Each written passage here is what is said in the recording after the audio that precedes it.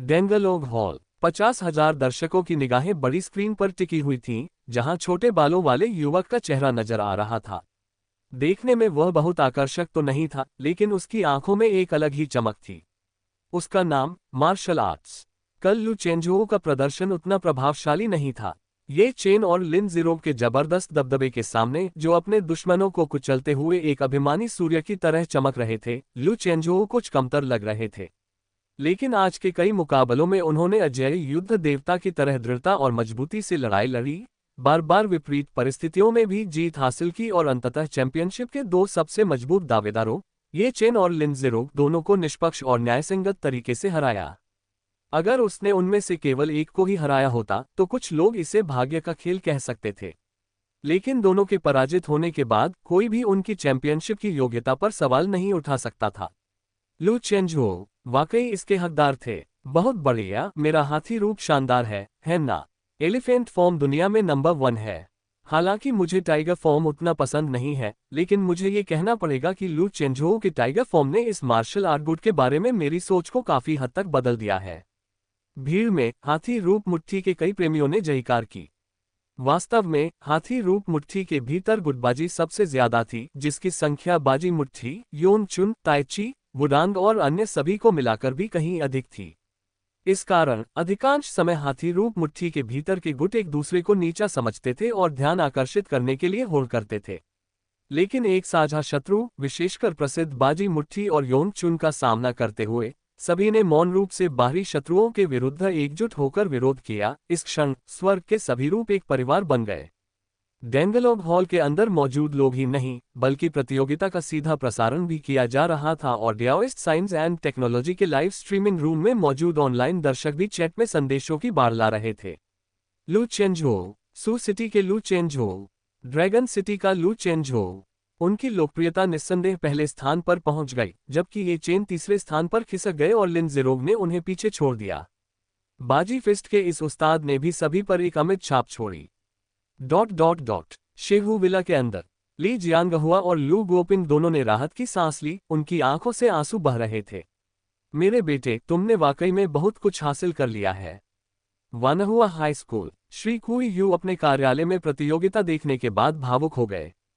तभी पास की कक्षा के प्रधानाध्यापक वहां से गुजरे। श्री कुई तुरंत खड़े हो गए और गर्व से बोले, श्रीली, आपको कैसे पता चला कि मेरे छात्र लू चेंजो ने क्षेत्रीय प्रतियोगिता में प्रथम स्थान प्राप्त किया है? श्रीली, मैंने आपसे नहीं पूछा था, मिस्टर कुई, आप तो हद से ज्यादा हैं। कुछ समय बाद ही वानहुआ हाई स्कूल ने एक बैनर लगाया, जियांगनान प्रतिभा प्रतियोगिता में प्रथम स्थान प्राप्त करने के लिए हमारे स्कूल के उत्कृष्ट छात्र लू चेंजो को हार्दिक बधाई। इस स्तर की प्रतिस्पर्धा पर गर्व करना उचित था। फांगशान के बादलों से ढके पहाड़ों के बीच ड्रैगन सिटी हाई स्कूल स्थित है। तीसरे वर्ष के वरिष्ठ छात्रों को स्व अध्ययन में कोई रुचि नहीं थी। यू झेन की अनुमति से लियू वुअन ने अंतिम प्रतियोगिता को ब्लैकबोर्ड पर प्रदर्शित किया ताकि सभी छात्र एक साथ देख सकें। वे मन ही मन जानते थे कि लू चेंजो के बिना वरिष्ठ कक्षाध्यक्ष कभी भी इसकी अनुमति नहीं देते। चेंजो ने चैंपियनशिप जीत ली। चेंजो वाकई बहुत शक्तिशाली है। मैं इतना उत्साहित हूं कि लगभग अचेत हो गया हूं। चेंजो को विश्वविद्यालय में आए हुए केवल आधा साल हुआ है और ऐसा लगता है जैसे उसने स्टेरॉइड ले रखे हों। 9वें रैंक के लड़ाकों को हराने में सक्षम है। लियू क्वानहाई का चेहरा उत्साह से लाल हो गया। दोनों की जड़ें निम्न वर्ग की थीं। साधारण लोग उससे बिल्कुल अलग थे, फिर भी चेंजो के साथ उसकी अपनी असमानता बहुत बड़ी थी। व्यक्तियों के बीच का अंतर वास्तव में भयावह था। लियू वुआन ने उत्साह से चिल्लाते हुए कहा, पहले योन चुन को हराया, फिर बाजी को मात दी। हाथी का रूप अजेय है। पब फ्यूचर विज्ञापन। पड़ोस के उपद्रवी वांग गैंग ने आगे कहा, अहम दोस्तों, हार ची गोन की भूमिका को मत भूलिएगा। सभी को लगा कि यह बात तर्कसंगत है। हाँ, हार ची गोन बहुत शक्तिशाली है। काश मैं इसे सीख पाता। ये कठिन, थकाऊ है और इसका प्रभाव देखना मुश्किल है। लू चेंजो की जीत में हार ची गोन का बहुत बड़ा योगदान था। बेशक उनकी आंतरिक मुक्केबाजी की शक्ति ये चेन और लिन ज़िरोग से कम थी, लेकिन हमलों को झेलने की उनकी क्षमता ने महत्वपूर्ण भूमिका निभाई। टाइगर फॉर्म फिस्ट की समान कुशलता रखने वाला कोई भी अन्य योद्धा, विशेष रूप से बाजी फिस्ट के सामने, जो अपनी असाधारण क्रूर शक्ति के लिए जाना जाता था, हवा में उड़ जाता। इसका सीधे सामना करना बेहद मुश्किल था। होंग फू के चेहरे पर मुस्कान थी। चेंजोऊ ने आज टाइगर फॉर्म की ताकत का सही मायने में प्रदर्शन किया है। यू झेंग भी मन ही मन बहुत खुश था। हालांकि कक्षा प्रमुख होने के नाते उसने देखा कि छात्र हाल ही में विचलित हो रहे थे, इसलिए उसने खलनायक की भूमिका निभाई और उन पर ठंडा पानी डाल दिया। देखना बंद करो, जो तुम्हें करना चाहिए उस पर वापस लौट जाओ। अगर तुम लू चेंजोऊ की तरह मेहनती होते, जैसे स्वर्ग मेहनती को पुरस्कृत करता है, तो शायद तुम्हें भी ज्ञान का एक क्षण मिल जाता और तुम आसमान छू लेते। लू चेंजोऊ से प्रेरित होकर सभी ने अपने अपने प्रयासों में फिर से जुट गए। लियू हुआन ने उम्मीद भरी निगाहों से आगे देखा। अगली गर्मियों में आइए हम सब मिलकर dragon city martial arts university में लू चेंजोऊ से विजयी होकर मिलने का प्रयास करें। एक भी कम नहीं, हम सब मिलकर अपने आसमान खुद बनाएंगे। फैंगशान के ऊपर मास्टर वांग ने मुस्कुराते हुए प्रतियोगिता के परिणाम देखे। बुरा नहीं है, मुझे ऐसा ही लग रहा था। प्रचारित सामग्री, यह विनर्स फॉल डेंटल से 300 गुना बेहतर है और कीमत बहुत अच्छी है। अधिक 775, 194, 258। इसे प्रतिदिन 30 मिनट करें और प्रतिदिन 4,62,000 रुपये कमाएं। अधिक 90, 23, 30। लखनऊ की 28 वर्षीय करोड़पति ने बताया कि वह कैसे अमीर बनी। अधिक 220, 55, 73। अब शायद वांग कयिन लू चेंजोऊ से मुक्केबाजी के लिए नहीं जाएगी। उनके बीच का अंतर बहुत अधिक था, इससे किसी के आत्मविश्वास को आसानी से ठेस पहुंच सकती थी। Dragon city martial arts university heavenly pile class के दौरान और तियान ने उत्साह से कहा। चेंजोऊ ने चैंपियनशिप जीत ली। ये बच्चा हिडन ड्रैगन लिस्ट में और आगे बढ़ेगा। चेन शियाओयुन ने आगे कहा। मैंने बहुत पहले ही अनुमान लगा लिया था कि वह लड़ाई में उस ब्लड फेदर दानव को भी हरा सकता है। तेंदुआ महिला च्यूइंग गम चबाते हुए ने पूछा, क्या हमें उसके लौटने पर जश्न मनाना चाहिए? बूढ़े तियान को यह अच्छा विचार लगा और उसने दूसरों की ओर देखा। याओ चेंग ने कहा, मैं ट्रेनिंग में व्यस्त हूं, मेरे पास समय नहीं है, बस मेरी तरफ से आपको बधाई दे दीजिएगा। वांग होंग ने सुझाव दिया, चलो कम से कम एक साधारण दोपहर के भोजन के लिए मिल लेते हैं। कुछ देर सोचने के बाद याओ चेंग सहमत हो गया। ठीक है फिर। याओ चेंग जैसे शक्तिशाली व्यक्ति को भी यह स्वीकार करना पड़ा कि आज बाजी फिस्ट के खिलाफ लू चेंजोऊ के प्रदर्शन के आधार पर उनका ईगल क्लॉ हालांकि तेज है, जरूरी नहीं कि जीत हासिल कर पाता। वापस डेंगलोग हॉल में लू चेंजोऊ लाउंज में लौट आया, जहां जी शुवांटोग ने एक स्वामी की तरह सख्त रवैया बनाए रखा और बस हल्की सी मुस्कान बिखेरी। हालांकि भीतर ही भीतर उसकी भावनाएं किसी और से कहीं अधिक उमड़ रही थीं। ईर्ष्या जानलेवा होती है। जी शुवांटोग स्वयं भी एक समय इसी तरह की प्रतियोगिताओं में भाग ले चुके थे। इसका नतीजा ये हुआ कि वह आखिरकार शीर्ष 32 में जगह बनाने में कामयाब रहा।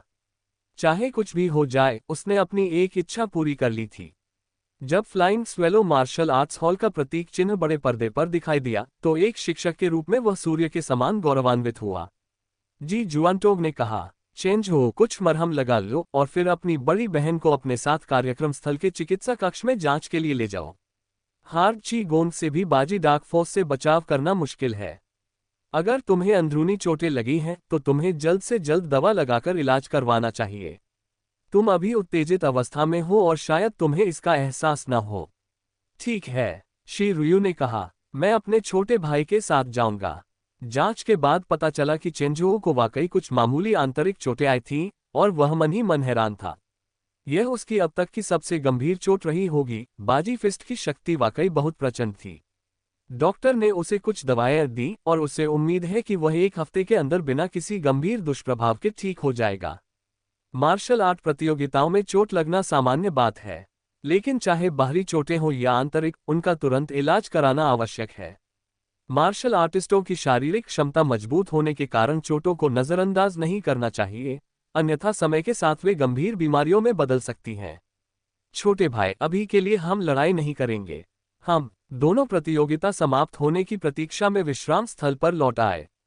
जी शुवांटोग अपने हाथों को पीठ पर बांधकर इधर उधर घूम रहे थे और उनकी पीठ पर उड़ती हुई अबाबिल सागर की छवि आकाश में लहरा रही थी। अंत में अंतिम परिणाम घोषित हो गए। लू चेंजोऊ विजेता, लिन ज़िरोग उपविजेता और ये चेन तृतीय स्थान पर रहीं। प्रतियोगिता की रैंकिंग और लोकप्रियता सूचकांक में कोई संदेह नहीं था। मेजबान ने ग्रैंडमास्टर झोऊ को भाषण देने के लिए आमंत्रित किया। फिर दर्शक दीर्घा में एक आकृति प्रकट हुई। उसने अपनी कमर पर बंधी 3 फुट लंबी किनफेंग तलवार को थपथपाया, जो दिव्य प्रकाश से चमक रही थी, और फिर तलवार पर कदम रखते हुए वह मंच तक पहुंच गया। यह दृश्य पौराणिक तलवारबाजी के दृश्य जैसा प्रतीत हो रहा था। असंख्य लोग स्तब्ध रह गए। यह एक ग्रैंड मास्टर है। स्वर्गीय सूची के ग्रैंड मास्टर, एक अमर भूमि। बेहद शानदार और वास्तविक युद्ध की परवाह किए बिना स्वॉर्ड डाउ की शानदारता का वास्तव में कोई मुकाबला नहीं है। यह एक ऐसा दृश्य था जिसकी कई लोग कामना करते थे। ग्रैंड मास्टर झोऊ के वस्त्र लहराए और उनकी निगाहें दर्शकों पर घूम पड़ी। मार्शल आर्टिस्ट के रूप में हम मनुष्यों, भूतों, देवताओं और आकाश पृथ्वी से लड़ते हैं। आज की प्रतियोगिता ने मुझे युवा नायकों की अदम्य मार्शल आर्ट की इच्छा शक्ति, अटूट मार्शल आर्ट की भावना और मेरे सिवा कौन वाली मार्शल आर्ट की भावना दिखाए। संसार की हवाएं और बादल हमसे ही उत्पन्न होते हैं। ये प्रतियोगिता मार्शल आर्ट के अनंत पथ की मात्र शुरुआत है। यदि तीनों बुराइयों का नाश नहीं हुआ तो मानव जगत का शुद्धिकरण नहीं हो सकता। युवा नायकों, सदा मानसिक रूप से तैयार रहो। दर्शकों ने जोरदार तालियां बजाईं। लू चेंझोऊ पुरस्कार समारोह के मंच पर पहुंचे। उन्हें 3 मिलियन का भव्य पुरस्कार और साथ ही ब्राइट गॉड मेडिसिन के 10 बक्सों का एक उपहार पैक मिला, और वे सबका ध्यान अपनी ओर आकर्षित करने का आनंद ले रहे थे। मेजबान ने उनसे एक चैंपियन का भाषण देने को कहा। उन्होंने परंपरा के अनुसार अपने गुरु, बड़ी बहन, माता पिता आदि को धन्यवाद दिया और साथ ही flying swallow martial arts hall का प्रचार भी किया। वह चाहता था कि फ्लाइंग स्वेलो का नाम पूरे जियांगनान में प्रसिद्ध हो जाए। ग्रैंड मास्टर झोऊ ने मन ही मन हल्की सहमति में सिर हिलाया। उन्हें सबसे ज्यादा पसंद वे लोग थे जो भलाई का बदला चुकाना जानते थे। दुर्भाग्यवश ऐसी असाधारण प्रतिभा dragon city martial arts university से थी। भविष्य में ड्रैगन सिटी में एक और अद्वितीय मार्शल बोन दाववादी का होना कोई आश्चर्य की बात नहीं होगी। कार्यक्रम स्थल खाली होने से पहले लिन ज़िरोव ने कहा, भाई लू, चलो हम दोस्त बन जाते हैं। ऊपर स्वर्ग है, नीचे सुजो और होन्जो। अगर समय मिले तो होन शहर आना, मैं तुम्हें दावत दूंगा। अगली बार फिर से मुकाबला कर सकते हैं। बाजी मुक्केबाजी के उस्ताद होने के नाते लू चेंझोऊ से सीधे मुकाबले में हारने पर भी वह कुछ हद तक अनिच्छुक था। जरूर, दोनों ने एक दूसरे के संपर्क विवरण का आदान प्रदान किया। उनके बगल में ये चेन एक पल के लिए झिझकी और फिर मुस्कुराए। भाई लू, मैं भी सू शहर में रहता हूँ, चलो हम दोस्त बन जाते हैं।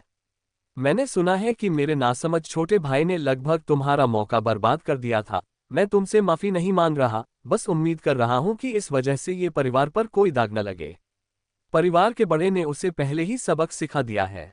लू चेंझोऊ ने थोड़ी देर सोचा और फिर कहा, कोई बात नहीं, मैं अब भी आपकी प्रशंसा करता हूं भाई। ये दुनिया में हमेशा बुरे लोग मौजूद रहते हैं, लेकिन इसका मतलब यह नहीं है कि उनके आसपास के लोग भी बुरे होते हैं। दोनों युवाओं ने एक दूसरे के संपर्क नंबर साझा किए, जिससे उनका मार्शल आर्ट नेटवर्क और भी विस्तृत हो गया। एक ही पीढ़ी के होने के कारण भविष्य की प्रतियोगिताओं में उनका फिर से मिलना अपरिहार्य था। पहले दोस्ती, फिर प्रतिस्पर्धा। प्रतियोगिता समाप्त होने के बाद जी शुवानटोग अपने 3 शिष्यों के साथ जाने ही वाले थे कि तभी पसीने से तरबतर चेन ये दौड़कर आया और पुकारा, अभी जल्दी मत करो, अभी कुछ और भी है। ... कार्यक्रम स्थल के मंच के पीछे वाले क्षेत्र में चेन ये लू चेंझोऊ और अन्य लोगों को किसी से मिलवाने के लिए लेकर आई थी। यहां तक कि जी शुवानटोग भी इस समय थोड़ी घबराई हुई थी, क्योंकि जिस व्यक्ति से वे मिलने वाले थे वह बहुत ही शानदार था। पब फ्यूचर के विज्ञापन। पब फ्यूचर विज्ञापन। कुछ ही देर में एक अधेड़ उम्र का आदमी दरवाजे से अंदर आया, जिसने imperial capital martial arts university के प्रशिक्षण के कपड़े पहने हुए थे। उसके कनपटी के बाल सफेद हो रहे थे और उम्र के साथ उसका चेहरा गंभीर दिखने लगा था। चेन ये ने तुरंत कहा, श्रीमान ली, नमस्कार। जी शुवानटोग ने भी त्रिक सत्य अभिवादन में झुकते हुए कहा। सीनियर लाफिंग स्काई दाओ से मुलाकात हुई। उनके सामने जो व्यक्ति था वह दाओवादी विज्ञान और प्रौद्योगिकी के संस्थापक, imperial capital martial arts university के मानद कुलपति और अखिल राष्ट्र मार्शल आर्ट्स प्रतियोगिता की वैश्विक शीर्ष 100 सूची में 93वें स्थान पर रहे हंसते हुए आकाश दाओली ताइशिंग थे। उन्होंने बहुत पहले ही 5वीं बेड़ियों को तोड़ दिया था और 6ठी बेड़ियों से बस एक कदम दूर थे। संयोगवश 92वें स्थान पर Su city dragon martial arts school के principal three extreme saint hand Wang Changming थे। ये कहा जा सकता है कि इन दोनों की युद्ध क्षमता 5वीं बेड़ियों को तोड़ने वालों में चरम सीमा पर पहुंच चुकी थी। उनसे आगे के रैंकिंग में ज्यादातर वे लोग थे जिन्होंने 6ठी या 7वीं बेड़ियों को तोड़ा था। कोल्ड माउंटेन एल्डर की बात करें तो वह 100वें स्थान पर थे, द्वारपाल थे। खामोशी से भरे कमरे में ली ताइशिंग ने लू चेंजोऊ को गौर से देखा। कुछ क्षण बाद उसने कहा, संक्षेप में, मैं एक मीटिंग में भाग लेने के दौरान मैजिक सिटी से गुजर रहा था। मैंने आपका फाइनल प्रदर्शन देखा और यह बहुत अच्छा था। मेरी राय में, मैं कोई और भविष्यवाणी नहीं करूंगा, लेकिन भविष्य में आपके ग्रैंडमास्टर बनने की अच्छी संभावना है। इसलिए मैं आपको उच्च रेटिंग देना चाहता हूं। धन्यवाद, सीनियर। लू चेंजोऊ अपनी खुशी को मुश्किल से ही रोक पा रहे थे। वह पहले से ही एस रैंक पर था, इससे ऊपर का रैंक एसएस रैंक होता। इससे पहले चेन ये ने कहा था कि कंपनी का प्रतिभा विकास अनुबंध एसएस रैंक तक जाता है, जो मार्शल बोन दाव एम्ब्रियो के समकक्ष है। इस स्तर के व्यक्तियों के पास कंपनी के साथ शर्तों पर बातचीत करने और अनुकूलित प्रशिक्षण अनुबंध निर्धारित करने की योग्यता होती है।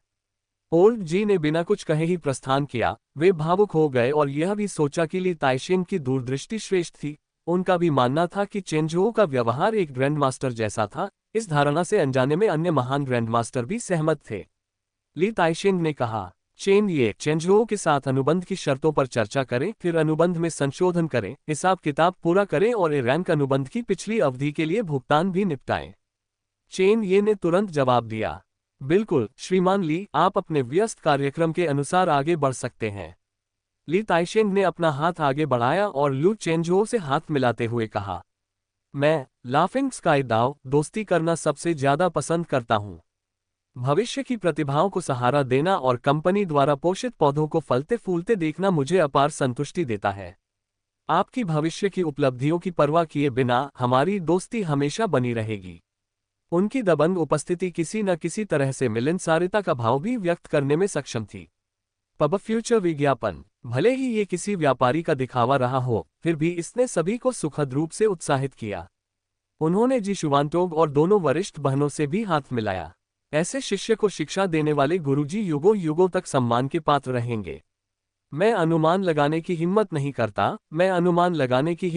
करता, ये सब चेंजोऊ के अपने प्रयासों की बदौलत है। वरिष्ठ अधिकारी को जाते हुए देखकर समूह ने अंततः राहत की सांस ली।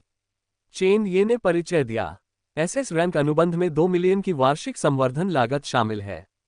पिछले वर्ष की लागत से अंतर कुल 3.5 मिलियन, साथ ही 3 मिलियन का पुरस्कार बोनस। बधाई हो श्री लू, आप 6.5 मिलियन घर ले जा सकते हैं और अब से आप बिना किसी चिंता के संवर्धन कर सकते हैं।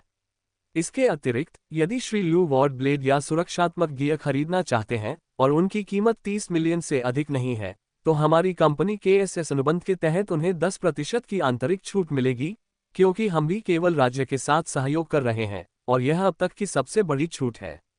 लू चेंजोऊ ने गणना की, फिस्ट ब्लेड खरीदने से उसे 2 मिलियन की और बचत हो जाएगी। जी जुआनटोग ने पूछा, एसएस रैंक के लिए क्या मापदंड है? या तो किसी शीर्ष मार्शल विश्वविद्यालय द्वारा मार्शल बोन दाव भ्रूण क्षमता वाले व्यक्ति के रूप में मान्यता प्राप्त हो, या श्री लू को 20 वर्ष की आयु से पहले मार्शल आर्टिस्ट बनना होगा। किसी भी स्थिति में प्रवेश से मार्शल आर्टिस्ट बनने तक का समय 5 वर्ष से अधिक नहीं होना चाहिए। अगर मुझे सही याद है तो श्री लू ने 15 वर्ष की आयु में प्रवेश लिया था, है ना? हाँ, ये सुनकर लू चेंजोऊ को अपना जवाब मिल गया। उसे लगा कि 20 साल की उम्र से पहले मार्शल आर्टिस्ट बनना कोई बड़ी बात नहीं है। अनुबंध पर हस्ताक्षर करने के बाद त्रिवेद वास्तविकता में विजयी जी शुवांटोग Su city dragon martial arts school के द्वार पर लौट आया। बूढ़ा जी वहीं खड़ा रहा और तीनों के जाने की पीठ देखता रहा। मेरे जाने के बाद जी परिवार की वंशावली में इसके लिए एक विशेष पृष्ठ आरक्षित करना होगा। वह ग्रैंडमास्टर लू के भावी गुरु थे।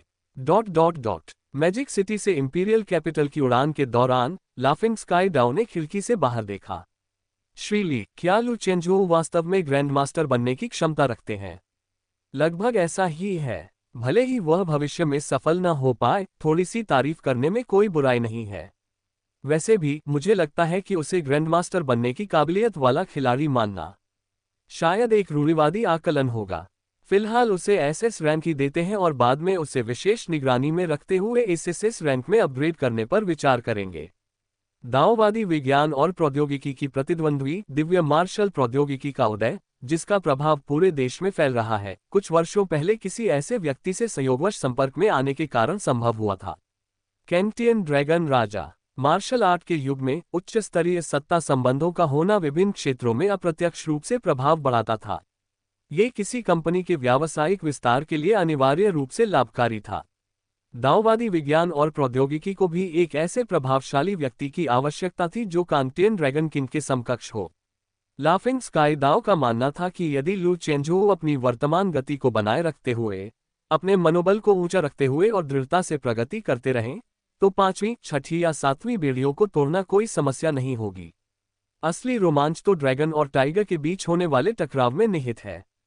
आज का 17,000 शब्दों का अपडेट पूरा हो गया है। मासिक टिकट और सदस्यता की तलाश है। अगले दिन Su city dragon martial heavenly pile class से पहले लू चेंजो के आते ही बूढ़ा तियान मुस्कुराते हुए उनके पास आया। बधाई हो, आपने ड्रैगन सिटी को वाकई गौरव दिलाया है। मैं उम्मीदों पर खरा उतरने में कामयाब रहा हूँ। हम दोपहर में साथ मिलकर भोजन करेंगे तुम्हारे लिए जश्न मनाने के लिए। दरअसल ये शीर्ष मार्शल आर्ट विश्वविद्यालयों में एक परंपरा है। अगर कोई सहपाठी किसी बड़ी प्रतियोगिता में स्थान जीतता है तो यह अन्य छात्रों के लिए भी गौरव की बात होती है। जरूर आना। ठीक है, मैं इलाज कर दूंगा।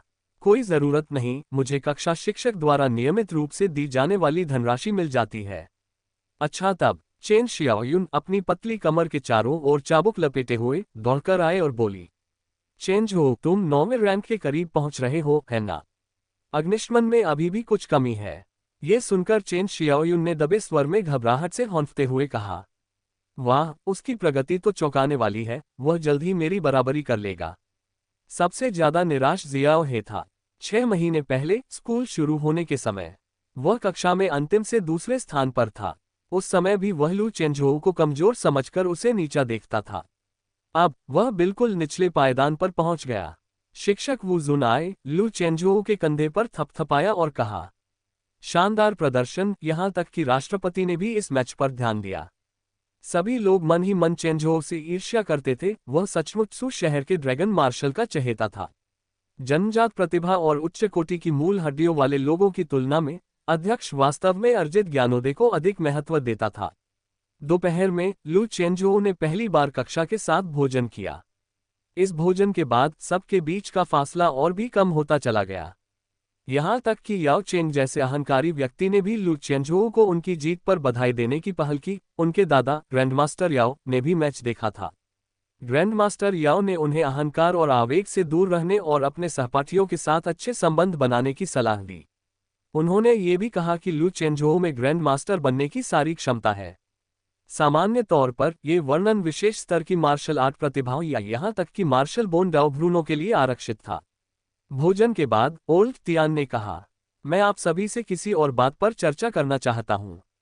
हमारी सू सिटी ड्रैगन मार्शल टीम सितंबर में हुआंगशान मार्शल यूनिवर्सिटी के साथ 3 दिनों तक चलने वाली एक छोटी मैत्रीपूर्ण टीम प्रतियोगिता आयोजित करने की योजना बना रही है, जिसमें मुख्य रूप से मुख्यालय के प्रतिभाशाली तृतीय श्रेणी के खिलाड़ियों के खिलाफ मुकाबला होगा। ये सुनकर वांग होंगदाओ प्रसन्न हो गए। प्रतिभाशाली लोगों का टकराव मुझे पसंद है। पिछले साल जब मैं मुख्यालय में था तो मैंने यनशान ग्रेट प्लेन्स में यनशान मार्शल यूनिवर्सिटी के प्रतिभाशाली लोगों के खिलाफ 3 दिन और 3 रात तक लड़ाई लड़ी थी। ये बहुत ही शानदार था। बाकी के 6 तेंदुलोग भी बेसब्री से इंतजार कर रहे थे। चेन शियाओयुन ने मुस्कुराते हुए कहा, पब फ्यूचर के विज्ञापन, पब फ्यूचर विज्ञापन, ये बहुत अच्छा है। पिछला व्यावहारिक प्रशिक्षण बिल्कुल भी संतोषजनक नहीं था। हमने केवल एक रात लड़ाई लड़ी और वह भी मुख्य रूप से आम लोगों के खिलाफ। वे कट्टरपंथी तो हमारे ध्यान देने लायक भी नहीं थे। शाओ हे ने फुसफुसाते हुए कहा, 8वें दर्जे की साधना के बिना क्या आसानी से हारना संभव नहीं है? वांग होंगदाओ ने मुस्कुराते हुए कहा, लगभग ऐसा ही है, लेकिन चिंता की कोई बात नहीं, बस एक सहायक की भूमिका निभाएं, क्योंकि आखिरकार यह एक टीम प्रतियोगिता है। ये कहते हुए जियाओ हे का चेहरा लाल हो गया। मैं बहुत जल्द 8वें स्थान पर पहुंच जाऊंगा, मैं सबको नीचे नहीं गिराऊंगा। बूढ़े तियान ने कहा, प्रतियोगिता 9 सितंबर को है। उससे पहले सभी को अपनी ताकत बढ़ाने और अपने उपकरणों को अपग्रेड करने का प्रयास करना चाहिए। प्रतिभाओं के बीच होने वाले इस मुकाबले में ठंडे हथियारों का इस्तेमाल किया जा सकता है। लू चेंजुओ ने पूछा, ठंडे हथियार, क्या ये बहुत खतरनाक नहीं होगा? बूढ़े तियान ने मुस्कुराते हुए कहा, चिंता मत करो, कक्षा के शिक्षक और संकाय सदस्य प्रतियोगिता के दौरान गुप्त रूप से निगरानी रखेंगे। अगर गंभीर चोट का खतरा हुआ तो वे मैच रोक देंगे। सुरक्षा पहले, प्रतियोगिता बाद में। वॉइड ब्लेड श्रृंखला की फिस्ट ब्लेड फिलहाल पहुंच से बाहर थी।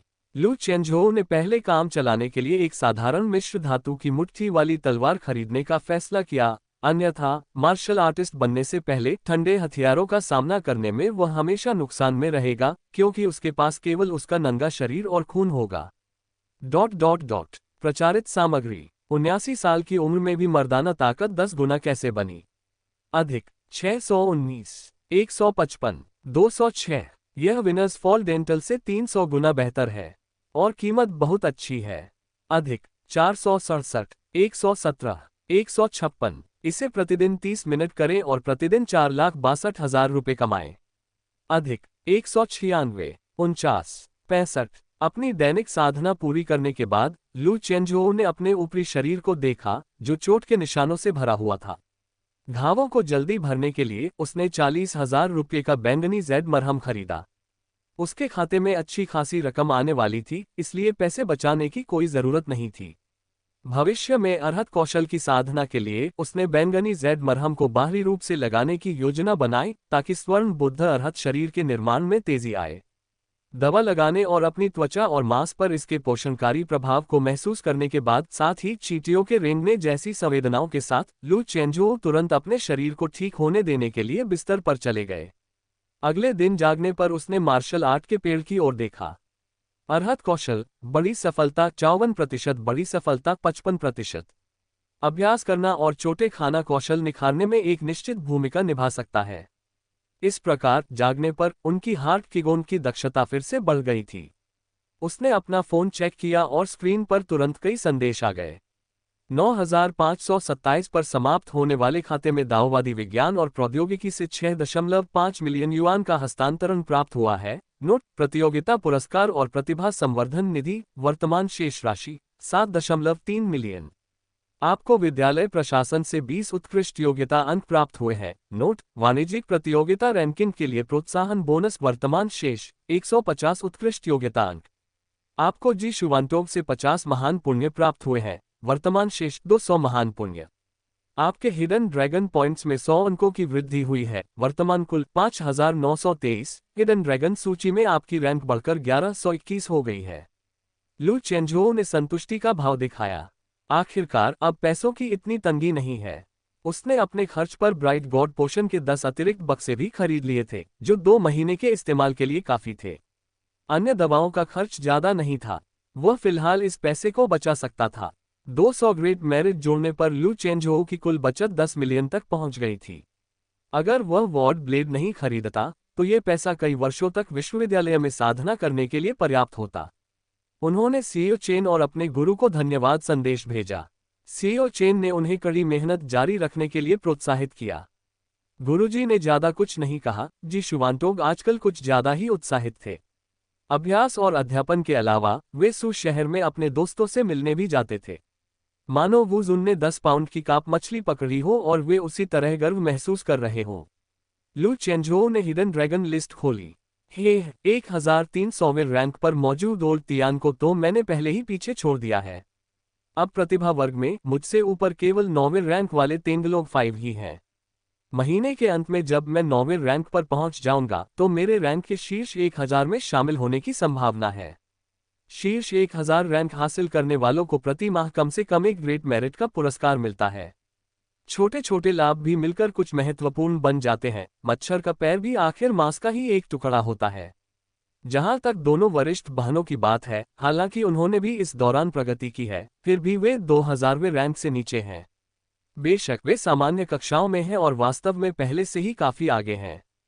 प्रतिभाशाली छात्रों के साथ अंतर बहुत अधिक था। लू चेंझोउ ने अपने पिता का खाता ढूंढा और दैनिक खर्चों के लिए 200,000 रुपये ट्रांसफर कर दिए।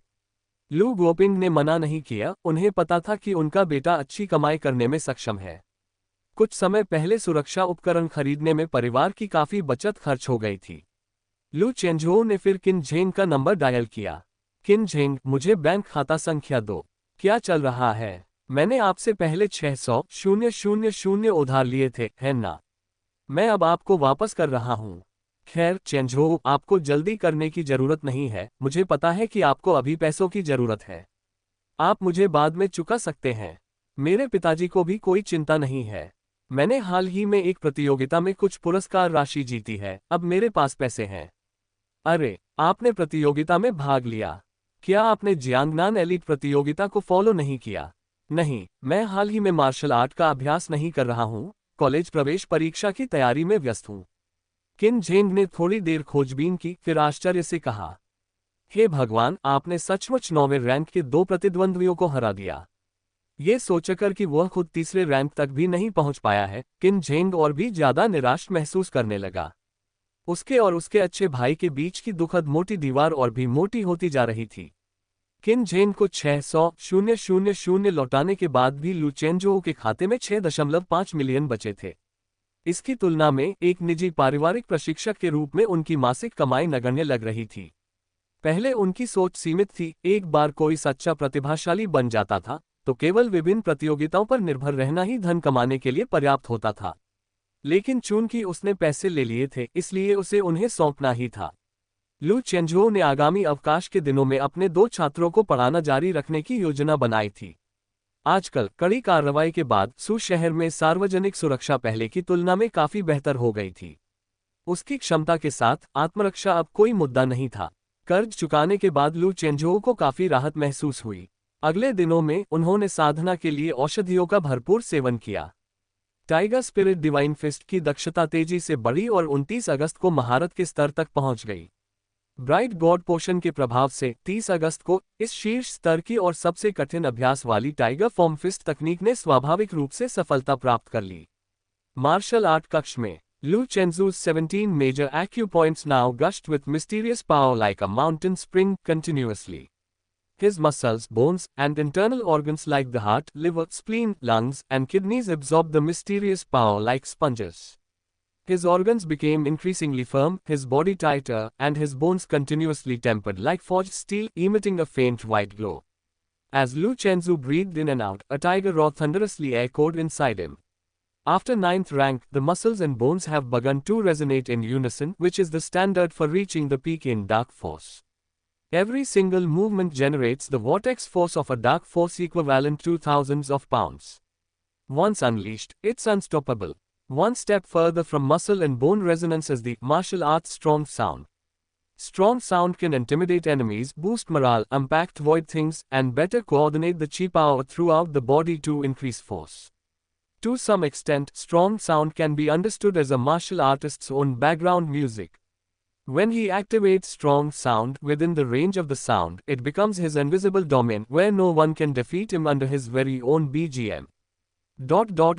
In the Chi blood measurement room, Lu Chenzu walked out leisurely, taking a long breath of relief.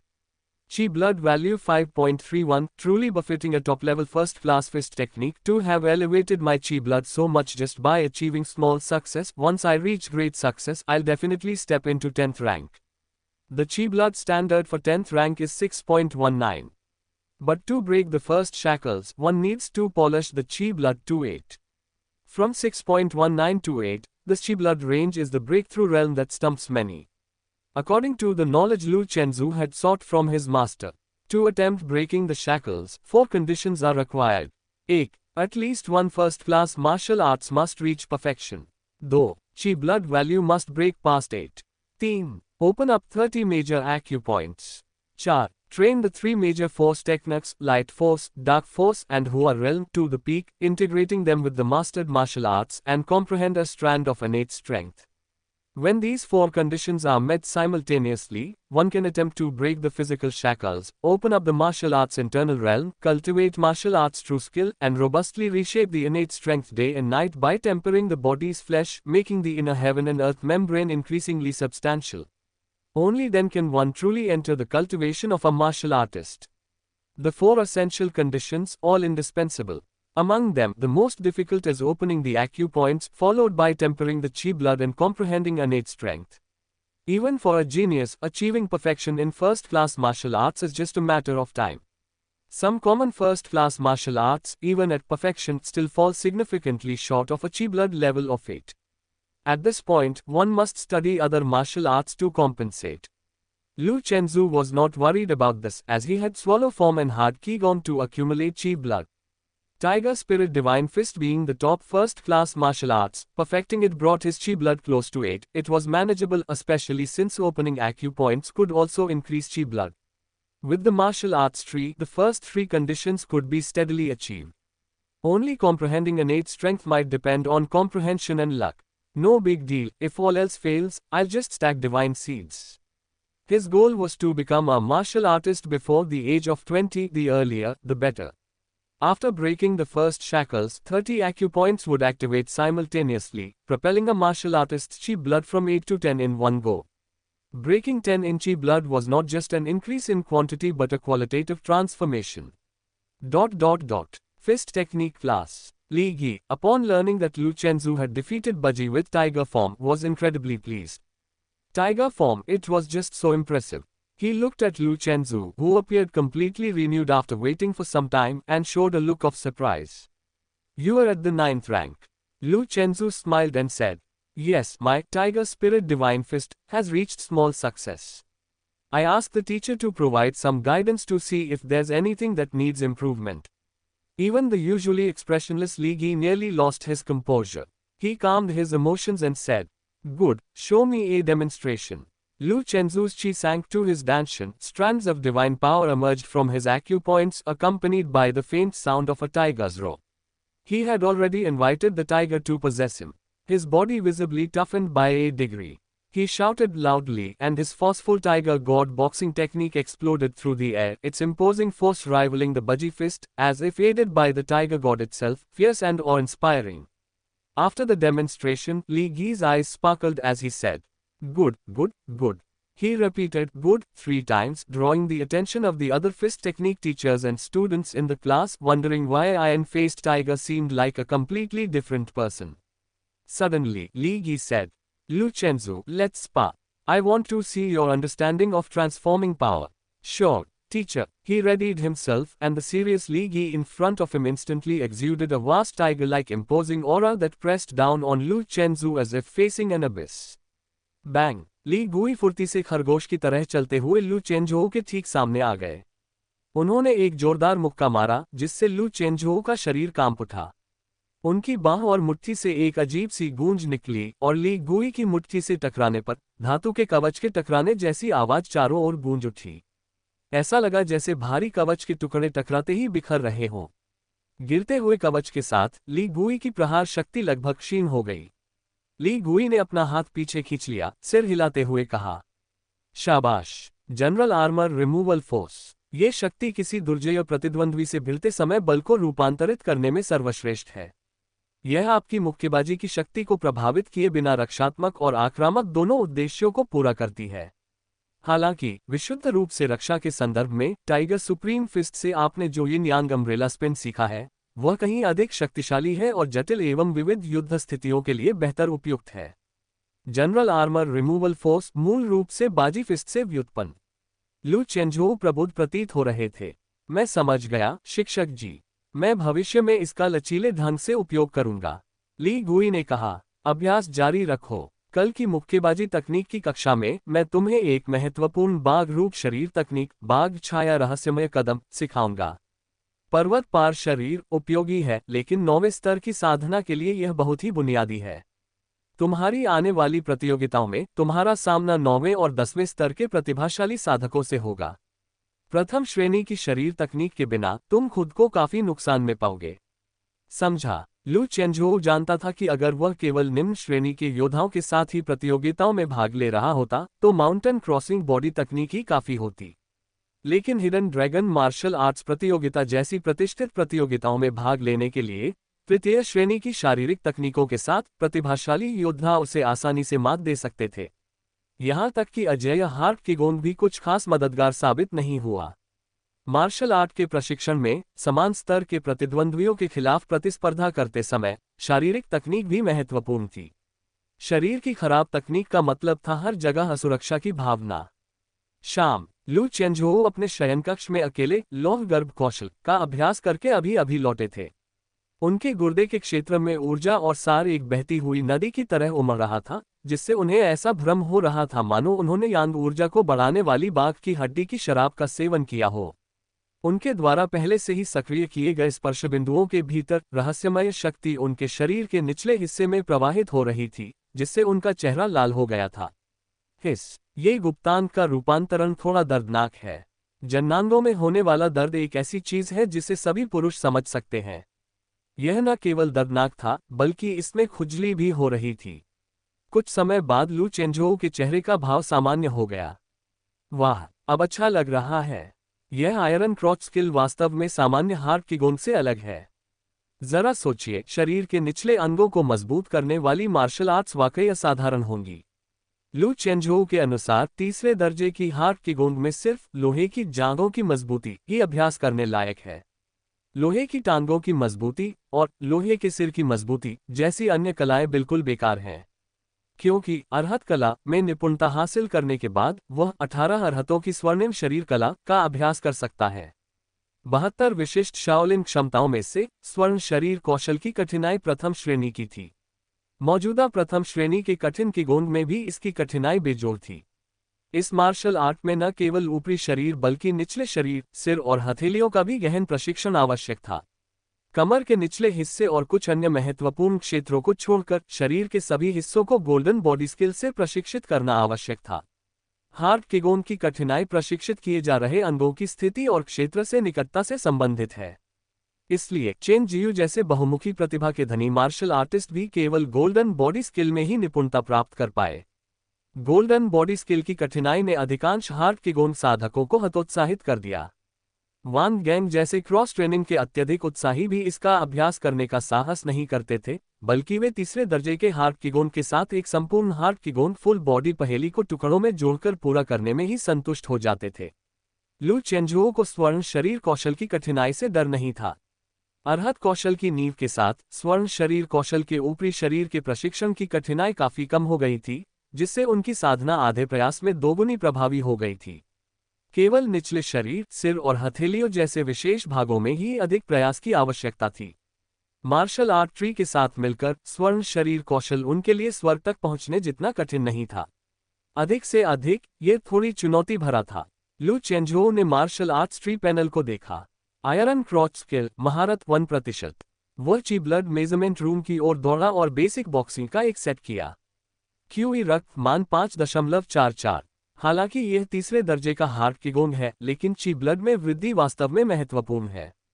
ये भी सामान्य है क्योंकि आयरन क्रॉच स्किल उन क्षेत्रों को उत्तेजित करता है जिनका अधिकांश मार्शल आर्ट के साथ बहुत कम मेल होता है। रात गहरी थी और लू चेंजुओ को महसूस हो रहा था कि उसकी जीवन शक्ति अभी भी निरंतर प्रवाहित हो रही है। क्या ये ड्रैगन और बाघ की पौराणिक शक्ति है? वह कुछ परेशान था। लगता है मुझे भविष्य में रात में आयरन क्रॉच स्किल का अभ्यास नहीं करना चाहिए। इससे नींद उड़ सकती है और अतिरिक्त ऊर्जा को बाहर न निकाल पाना भी ठीक नहीं है। क्यों न मैं इसके बजाय बॉक्सिंग का अभ्यास करूं? उसने दिन भर का अपना बॉक्सिंग प्रशिक्षण पूरा कर लिया था, लेकिन अब पेट के निचले हिस्से में असहनीय गर्मी के कारण उसे आधी रात को बॉक्सिंग करनी पड़ी, जब तक कि आधी रात के आसपास गर्मी कम नहीं हो गई और वह सोने से पहले संतोषजनक स्नान कर सका। अगली सुबह पब फ्यूचर के विज्ञापन। पब फ्यूचर विज्ञापन। लू चेंजुओ सुबह जल्दी उठकर शरीर के मुख्य भागों और मालिश क्षेत्रों का अभ्यास करने लगे। आयरन क्रॉच स्किल पूरा करने के बाद उन्होंने अपनी ऊर्जा को विसर्जित करने के लिए हेवनली पाइल का अभ्यास जारी रखा। इस तरह से ज्यादा आरामदायक है। आयरन क्रॉच स्किल के साथ दिन की शुरुआत करें और बाकी का दिन अमर जीवन जीने जैसा होगा। उन्हें स्नातक होने से पहले उनके गुरु चेन जियू द्वारा दी गई चेतावनी याद थी। आयरन क्रॉच स्किल सार और यांग ऊर्जा को बहुत बढ़ाती है। अगर आपकी इच्छाशक्ति पर्याप्त मजबूत नहीं है तो इसे हर दिन करने की कोई जरूरत नहीं है। हर दूसरे दिन अभ्यास करना भी ठीक है। वरना अगर आप समझ रहे हैं कि मेरा मतलब क्या है, तो आप हर दिन धीमी आंच पर पका हुआ कछुआ, अंडे के साथ तली हुई हरी प्याज, लहसुन की चटनी के साथ सीप और अंडकोश खा रहे हो तो बेहतर है। इसके बावजूद लू चेंजुओ को अपनी मार्शल आर्ट की इच्छाशक्ति पर पूरा भरोसा था। मुक्केबाजी का अभ्यास करके अतिरिक्त ऊर्जा को बाहर निकाला जा सकता है। उसने अपना फोन चालू किया और हिडन ड्रैगन लिस्ट से नोटिफिकेशन फिर से दिखाई देने लगे। आपकी हिडन ड्रैगन लिस्ट के पॉइंट्स 1000 बढ़ गए हैं। आपकी हिडन ड्रैगन लिस्ट के पॉइंट्स में 123 की वृद्धि हुई है। ... हिडन ड्रैगन लिस्ट में आपके कुल अंक 7066 हो गए हैं और आपकी रैंकिंग बढ़कर 788 हो गई है। यदि आप महीने के अंत तक इस रैंकिंग को बनाए रखते हैं तो आपको एक महान योग्यता पुरस्कार दिया जाएगा। प्रचारित सामग्री। लखनऊ की 28 वर्षीय करोड़पति ने बताया कि वह कैसे अमीर बनी। अधिक 251, 63, 84। यह विनर्स फॉल डेंटल से 300 गुना बेहतर है और कीमत बहुत अच्छी है। अधिक 313, 78, 104। इसे प्रतिदिन 30 मिनट करें और प्रतिदिन 4,62,000 रुपये कमाएं। अधिक 843, 211, 281। हाँ, मैं शीर्ष 1000 में शामिल हो गया हूँ। लू चेंझोउ ने अंगड़ाई ली और अब उसे इसकी कोई परवाह नहीं थी। मार्शल आर्ट ट्री के साथ आधे साल में 2000 रैंक ऊपर चढ़ना सामान्य बात थी। हालांकि शीर्ष 1000 में प्रवेश करने के बाद आगे बढ़ना मुश्किल होगा। इस रैंकिंग अंतराल के लिए शुरुआती साधना स्तर लगभग सभी 9वें रैंक के विशेषज्ञों का था। ये जैसा है वैसा ही काफी है। बिना कुछ किए हर महीने एक महान पुण्य प्राप्त करना, यानी साल में 12। जब 35 साल की उम्र में मेरा नाम सूची से हट जाएगा तब तक ये 200 से अधिक महान पुण्य मुफ्त में प्राप्त करने जैसा होगा। लू चेंझोउ ने आगे की ओर देखा। चेन शियाओयुन 656वें स्थान पर है, मैं उसे पीछे छोड़ दूंगी। नाश्ते के समय उनके गुरु का नाम लू चेंझोउ था। चेंझोउ, क्या आप 9वें रैंक पर पहुंच गए हैं? जी हाँ गुरुजी, आपको कैसे पता चला? मैंने तो अभी कुछ समय पहले ही सफलता प्राप्त की है। मैंने आपकी रैंकिंग में जबरदस्त उछाल देखा। ओल्ड जी हर आधी रात को रैंकिंग की जांच तुरंत करते थे, लू चेंझोउ से भी अधिक लगन से, मानो किसी पालन पोषण के खेल की तरह देख रहे हो, उस दिन की आशा करते हुए जब उनका शिष्य शीर्ष पर पहुंचेगा। लगे रहो और अगर कोई दिक्कत आए तो मुझे बताना। प्रसन्न होकर ओल्ड जी ने फोन रख दिया। एलीट एक्सचेंज प्रतियोगिता से लौटने के बाद से ही वो हवा में उड़ रहे थे, मानो स्वयं चैंपियन हो। लू चेंझोउ की प्रसिद्धि जियांगनान क्षेत्र में फैलने लगी थी, जो उनके बढ़ते प्रभाव का संकेत दे रही थी। सू शहर में लू चेंझोउ का नाम पिंगजियांग मार्शल आर्ट्स विश्वविद्यालय द्वारा स्थानीय स्तर पर तैयार किए गए मार्शल आर्ट्स के नवोदित खिलाड़ियों से भी कहीं अधिक प्रसिद्ध हो चुका था। उन्हें प्रथम स्थान प्राप्त था। नवगठित तेंगलोव के 6 ड्रैगन की तुलना में लू चेंझोउ अपनी निम्न श्रेणी की पृष्ठभूमि के साथ अधिक चर्चित थे और राष्ट्र एवं विश्वविद्यालय दोनों के लिए उन्हें व्यापक रूप से प्रचारित करने और प्रेरणा के स्रोत के रूप में प्रस्तुत करने का एक अच्छा कारण थे। हालांकि पेशेवर लोग ये समझते हैं कि लू चेंझोउ की उपलब्धियों को अचानक ज्ञानोदय और जन्मजात प्रतिभा के जागृत होने से अलग नहीं किया जा सकता है, आम जनता को केवल यही याद है। लू चेंझोउ ने आज जो सफलता हासिल की है वह पूरी तरह से उनके अपने प्रयासों के कारण है। लू चेंझोउ के 9वें रैंक पर पहुंचने की खबर सुनकर उनकी दोनों वरिष्ठ बहनों ने भी समय रहते बधाई संदेश भेजा। जी फेयान को थोड़ा आश्चर्य हुआ, लेकिन लू चेंझोउ की इस तीव्र प्रगति को देखने वाली शी रुयू को अब कोई आश्चर्य नहीं हुआ और उन्होंने इसे शांत भाव से लिया। 8वें रैंक से 9वें रैंक तक पहुंचने में 3 महीने लगते हैं, यह कोई बड़ी बात नहीं है, क्योंकि वह लू चेंझोउ है। दोपहर 2 बजे मुक्केबाजी तकनीक की कक्षा। चेंझोउ, तुम 9वें स्थान पर हो। तुम लीडरबोर्ड पर लगभग मेरी बराबरी कर रही हो। चेन शियाओयुन ने आज एक क्रॉप टॉप पहना था जिससे उनका पेट दिख रहा था और उनकी पतली कमर पर बंधी 13 मिलियन मूल्य की चाबुक ने इसे और भी आकर्षक बना दिया था, जिसे लू चेंझोउ हर बार दोबारा देखने से खुद को रोक नहीं पा रहे थे। ये वाकई एक बेहतरीन चाबुक है। चेन शियाओयुन के संशयपूर्ण चेहरे को देखकर वह मुस्कुराया। मुझे कल ही सफलता मिली। चेन शियाओयुन ने कुछ गणनाएं की। उसे याद आया कि लू चेंझोउ ने फरवरी की शुरुआत में दाखिला लिया था, उस समय वह साधना के 6ठे स्तर पर था। महज 6 महीने में ही वह कक्षा में सबसे पीछे रहने वाले से 3 लोगों को पार करने में कामयाब हो गया था। क्या ये सचमुच अचानक ज्ञानोदय और प्रतिभा का संकेत था? इस गति से शीर्ष श्रेणी की मूल अस्थि वाली उसकी शक्ति को भी पीछे छोड़ दिए जाने की संभावना महज समय की बात थी। शियाओयुन, मैं क्लास जा रही हूँ। लू चेंझोउ चेन शियाओयुन को पीछे छोड़कर चली गई, जो अभी भी अपने विचारों में खोई हुई थी। Pub future ads. जैसे ही चेन शियाओयुन ने उसकी दूर जाती हुई आकृति को देखा, पहली बार उसे पूरी तरह से साधारण होने का एहसास हुआ। हालांकि वह बचपन से ही मार्शल आर्ट विश्वविद्यालय की प्रतिभा कक्षा में एक विलक्षण प्रतिभा थी। इसमें कोई आश्चर्य की बात नहीं है कि आयरन फेस टाइगर चेंझोउ के प्रति इतना अनुकूल है। व्यायामशाला। ली गुई आज बेहद खुश था। हालांकि वह बाहर से शांत दिख रहा था, लेकिन असल में वह कल रात इतना उत्साहित था कि उसे एक पल भी नींद नहीं आई। उसने कल प्रधानाचार्य वांग को लू चेंझोउ के 9वें रैंक पर पदोन्नत होने के बारे में बताया था। प्रधानाचार्य बहुत प्रसन्न हुए और उन्होंने ली गुई को विशेष ध्यान देने का निर्देश दिया। मार्शल आर्ट के ग्रैंड मास्टर बनने की क्षमता रखने वाले ऐसे प्रतिभाशाली छात्र शीर्ष मार्शल विश्वविद्यालय का खजाना थे, और आज की प्रतिभाओं और वैज्ञानिक प्रगति से भरी दुनिया में भी ग्रैंड मास्टर बहुत कम ही देखने को मिलते हैं। शीर्ष मार्शल विश्वविद्यालय में प्रत्येक अतिरिक्त ग्रैंड मास्टर इसकी विरासत को और समृद्ध करता है और इसे अंतर्राष्ट्रीय रैंकिंग में ऊपर चढ़ने में मदद करता है। होंग फू ने एक प्रतिभाशाली शिष्य को भेजा है, लू चेंझो, जो टाइगर फॉर्म की प्रतिभा की धनी है। वही टाइगर फॉर्म को नई ऊंचाइयों तक ले जाएगा। ली गुई ने बेसब्री से इंतजार कर रहे लू चेंझो की ओर देखा और कहा, आपके पास पर्वत पार करने वाले शरीर की नींव है, इसलिए बाघ की छाया के रहस्यमयी कदमों के कठिन होने की चिंता न करें। बस याद रखें, किसी भी बाघ रूप शरीर तकनीक का मूलभूत मुक्केबाजी सिद्धांत तीसरी श्रेणी की गति तकनीकों से उत्पन्न होता है। मार्शल आर्ट की तथाकथित गुणवत्ता भी पिछली पीढ़ियों द्वारा निरंतर नवाचार और पूर्ववर्तियों से भिन्नता लाने का परिणाम है। यही सिद्धांत मुक्केबाजी तकनीकों पर भी लागू होता है। यही कारण है कि शीर्ष मार्शल विश्वविद्यालय सभी को तीसरी श्रेणी के मार्शल आर्ट से शुरुआत करने पर जोर देते हैं ताकि नींव रखी जा सके। छात्र समझ गया है, टाइगर शैडो मिस्टीरियस स्टेप्स के लिए प्रशिक्षण क्षेत्र को और अधिक जटिल बनाने की आवश्यकता है। लकड़ी के खंभों की सामान्य व्यवस्था से अब आपको कोई सुधार नहीं मिलेगा, इसलिए मेरे पीछे आइए। लू चेंझो ली गुई के पीछे पीछे एक विशेष मार्शल आर्ट कक्ष में गया। आधे हिस्से में झाड़ियां, अनोखे चीड़ के पेड़, उबड़ खाबड़ चट्टानें, मकड़ी के जाले जैसी लताएं जो आधे आकाश को ढक रही थीं, लटकते लकड़ी के नुकीले खंभे, नम नीले पत्थर पर जमीकाए और फन थे, जबकि दूसरे आधे हिस्से में बर्फ, हिम और शंकुधारी वन थे। एक पल के लिए उसे ऐसा लगा मानो वह बंगाल के प्राचीन जंगलों और साइबेरिया के बर्फीले बीहड़ों में पहुंच गया हो, एक ऐसी जगह जहां आग और बर्फ का मिलन होता है। ली गुई ने कहा, ads by pub future ads. Tiger form घने जंगलों में उत्कृष्ट प्रदर्शन करता है।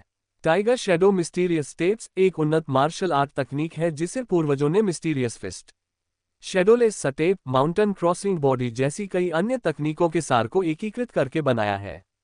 यदि आप इस जटिल वातावरण में बिना किसी पत्ते को हिलाए और अपने लक्ष्य पर मुक्के मारते हुए आगे बढ़ सकते हैं, तो समतल जमीन पर ऐसा करना स्वाभाविक रूप से आसान होगा।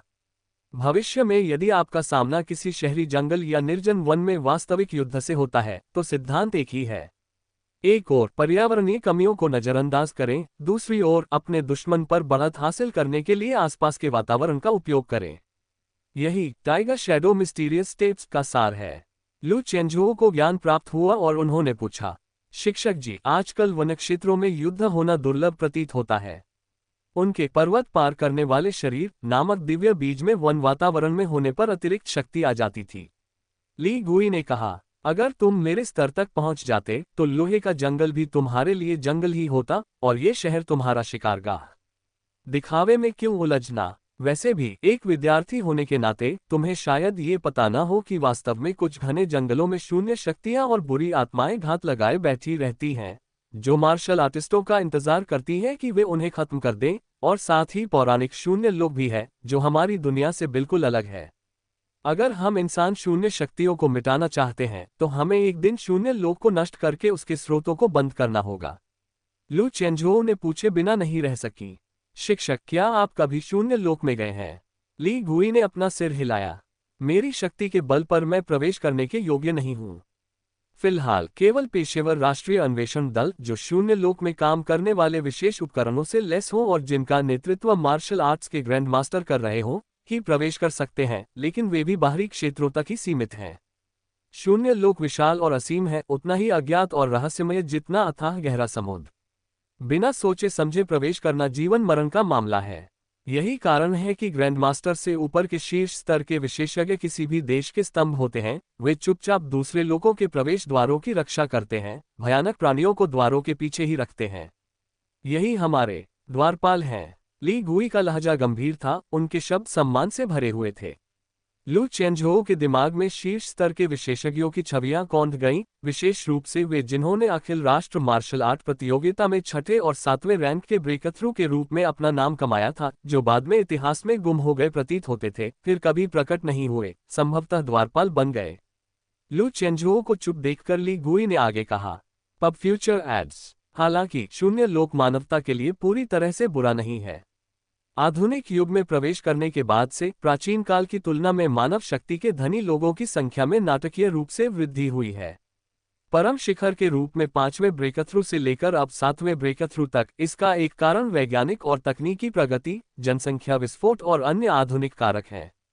एक और महत्वपूर्ण कारण स्वयं शून्य लोक है। इसमें अनेक ऐसे पदार्थ मौजूद हैं जो मनुष्यों को अपनी सीमाओं को पार करने में मदद कर सकते हैं, जिन्हें प्राचीन काल में स्वर्गीय सामग्री और सांसारिक खजाने कहा जाता था, महान औषधियां और दुर्लभ वस्तुएं। अन्यथा केवल जड़ी बूटियों या पृथ्वी से प्राप्त सामग्रियों पर निर्भर रहकर इतने सारे लोग अपनी सीमाओं को कैसे पार कर पाते। इसका कारण यह है कि हम मार्शल आर्टिस्ट अब जो कुछ ग्रहण करते हैं उसे प्राचीन जगत के घुमक्कर स्वर्गीय सामग्री और सांसारिक खजाने कहते थे। शून्य लोक संसाधन लाता है, इसीलिए शीर्ष स्तर के विशेषज्ञ स्वेच्छा से द्वारपाल बनते हैं, संसाधनों के लिए ही सही। राष्ट्रीय टीमें भी इसी उद्देश्य से खोजबीन करती हैं, संसाधन वापस लाने और अधिक मार्शल आर्टिस्टों को प्रशिक्षित करने के लिए।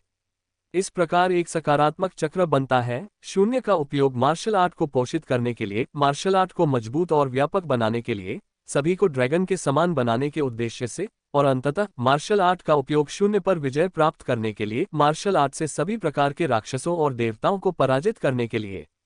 लू चेंझुओ को याद आया कि ब्राइट गॉड पोशन के फॉर्मूले में कुछ ऐसे तत्व थे जो उन्हें पारंपरिक जड़ी बूटी संबंधी ग्रंथों में नहीं मिले थे। वे शून्य लोक से थे, इसलिए यह औषधि इतनी महंगी थी। इसमें कोई आश्चर्य की बात नहीं है।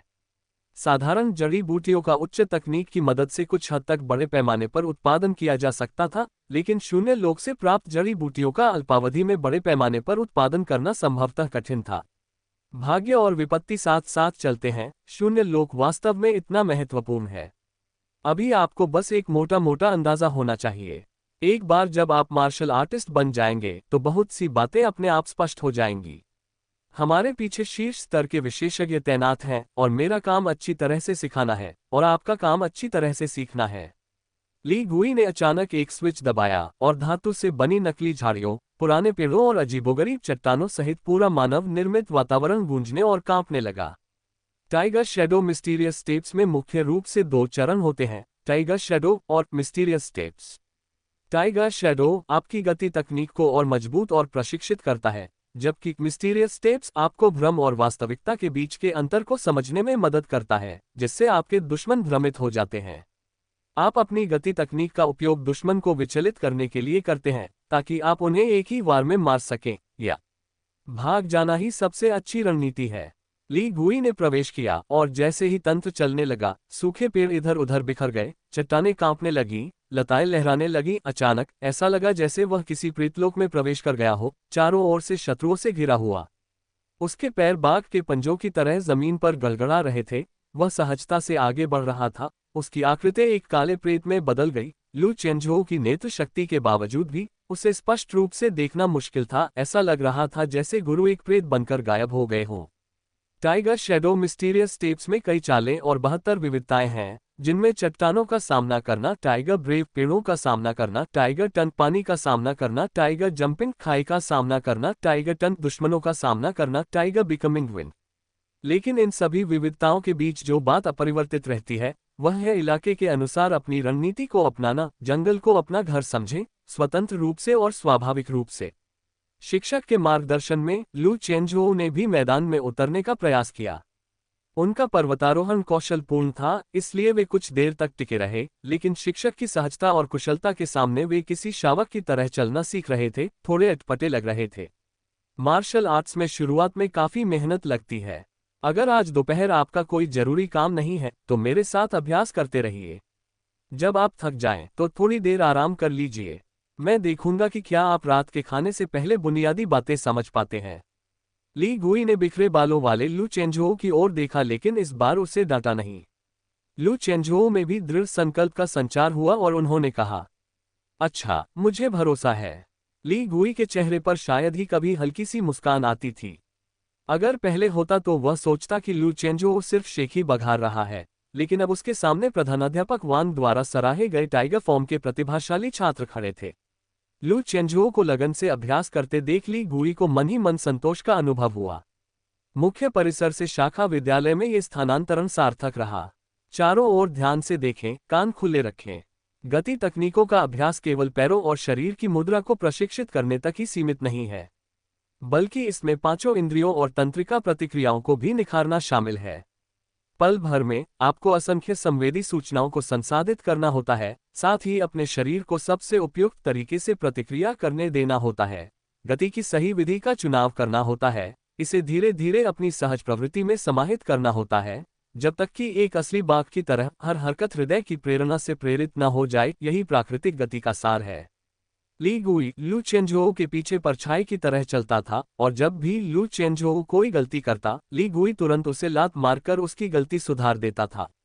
अपनी ताकत पर काबू रखने के बावजूद उस लात से लू चेंझोऊ को ऐसा दर्द महसूस होता था मानो वह अपने ही स्तर के किसी प्रतिद्वंद्वी से मुकाबला कर रहा हो। वह ली गुई द्वारा पीछा किए जा रहे बाघ की तरह था, जो जटिल रास्तों को फुर्ती से पार कर रहा हो। पता ही नहीं चला और 5 घंटे बीत गए। शाम करीब 7 बजे तक लू चेंझोऊ ने सभी 72 प्रकार की गति तकनीकों का अभ्यास कर लिया था। हालांकि बाहरी व्यक्ति के लिए यह अभी भी काफी अपरिचित था, लेकिन उनकी चाल ढाल रात में पहाड़ी जंगल की धुंधली छाया में शिकार करते भूखे बाघ जैसी लग रही थी, एक बेहद डरावना दृश्य। टाइगर शैडो मिस्टीरियस स्टेप्स में महारत हासिल करने पर किसी शारीरिक संपर्क की आवश्यकता नहीं होती है। इस तकनीक का उपयोग करके दुश्मन के चारों ओर चक्कर लगाने मात्र से ही एक अमूर्त निराकार दबाव डाला जा सकता है। ये कहने के बाद ली गुई ने मशीन बंद कर दी। उसने लू चेंझोऊ की ओर देखा, जिसका शरीर मानो टूट रहा था। लड़के ने लगातार 5 घंटे बिना आराम किए प्रथम श्रेणी की व्यायाम तकनीक का अभ्यास किया था, जो उसकी अविश्वसनीय सहनशक्ति को दर्शाता था। कहा जाता है कि उसने हाल ही में आयरन क्रॉच स्किल का प्रशिक्षण लिया था, जिससे संभवतः उसकी इस सहनशक्ति में योगदान मिला था। बधाई हो, आपने टाइगर शैडो मिस्टीरियस स्टेप्स में शुरुआती स्तर हासिल कर लिया है। ली गुई को लगा कि उन्होंने आज कई अतिरिक्त पाठ पढ़ा दिए हैं। आमतौर पर वह नियमित छात्रों के साथ इस तरह अपना कीमती समय बर्बाद नहीं करते, लेकिन लू चेंझोऊ अलग थे। इस छात्र को पढ़ाना कभी व्यर्थ नहीं गया, क्योंकि उन्हें हर दिन लू चेंझोऊ की तेजी से हो रही प्रगति का हल्का सा एहसास होता था।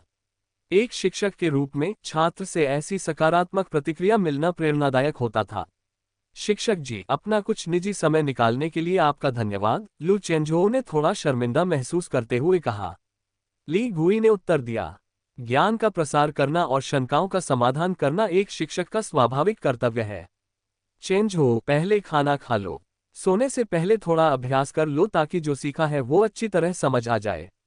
कल से टाइगर स्पिरिट डिवाइन फिस्ट के अलावा तुम्हारी नई सीखी हुई गति तकनीकों का भी मूल्यांकन किया जाएगा।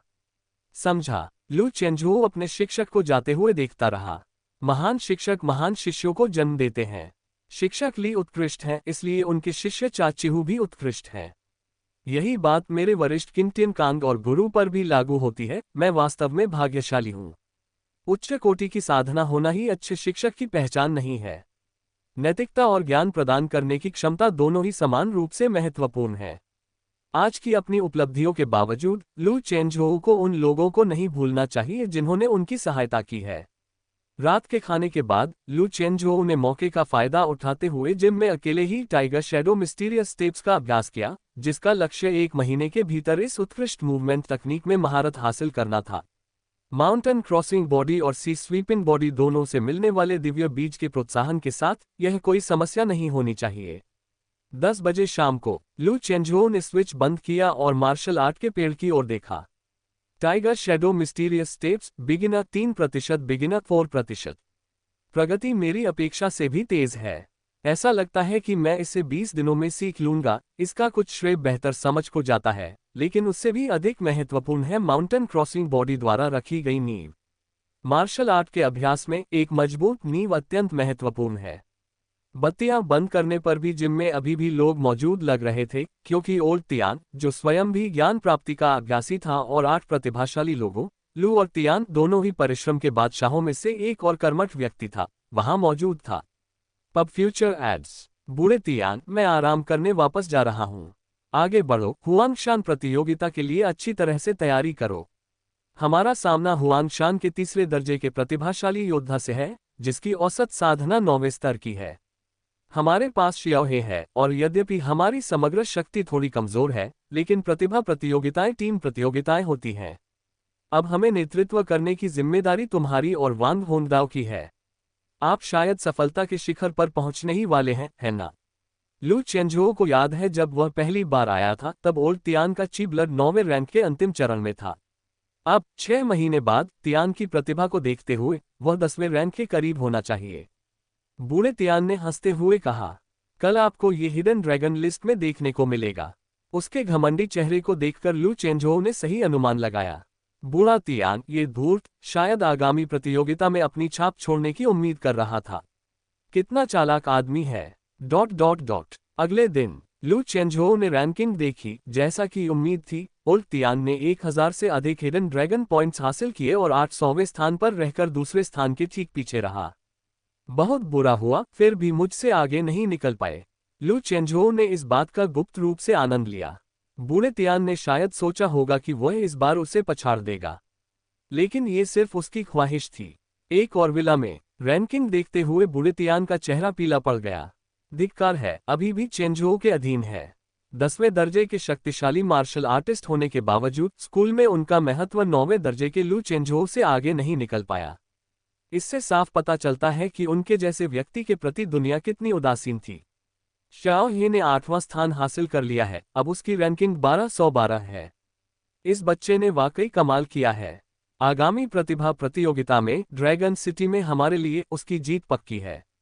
2 10वें रैंक, 5 9वें रैंक, 1 8वें रैंक। ड्रैगन सिटी के प्रतिभाशाली वर्ग के छात्रों की औसत साधना 9वें रैंक से ऊपर थी, लेकिन उनके बहुमुखी कौशल के कारण लू चेंझोउ की वास्तविक युद्ध क्षमता 10वें रैंक के बराबर थी। ...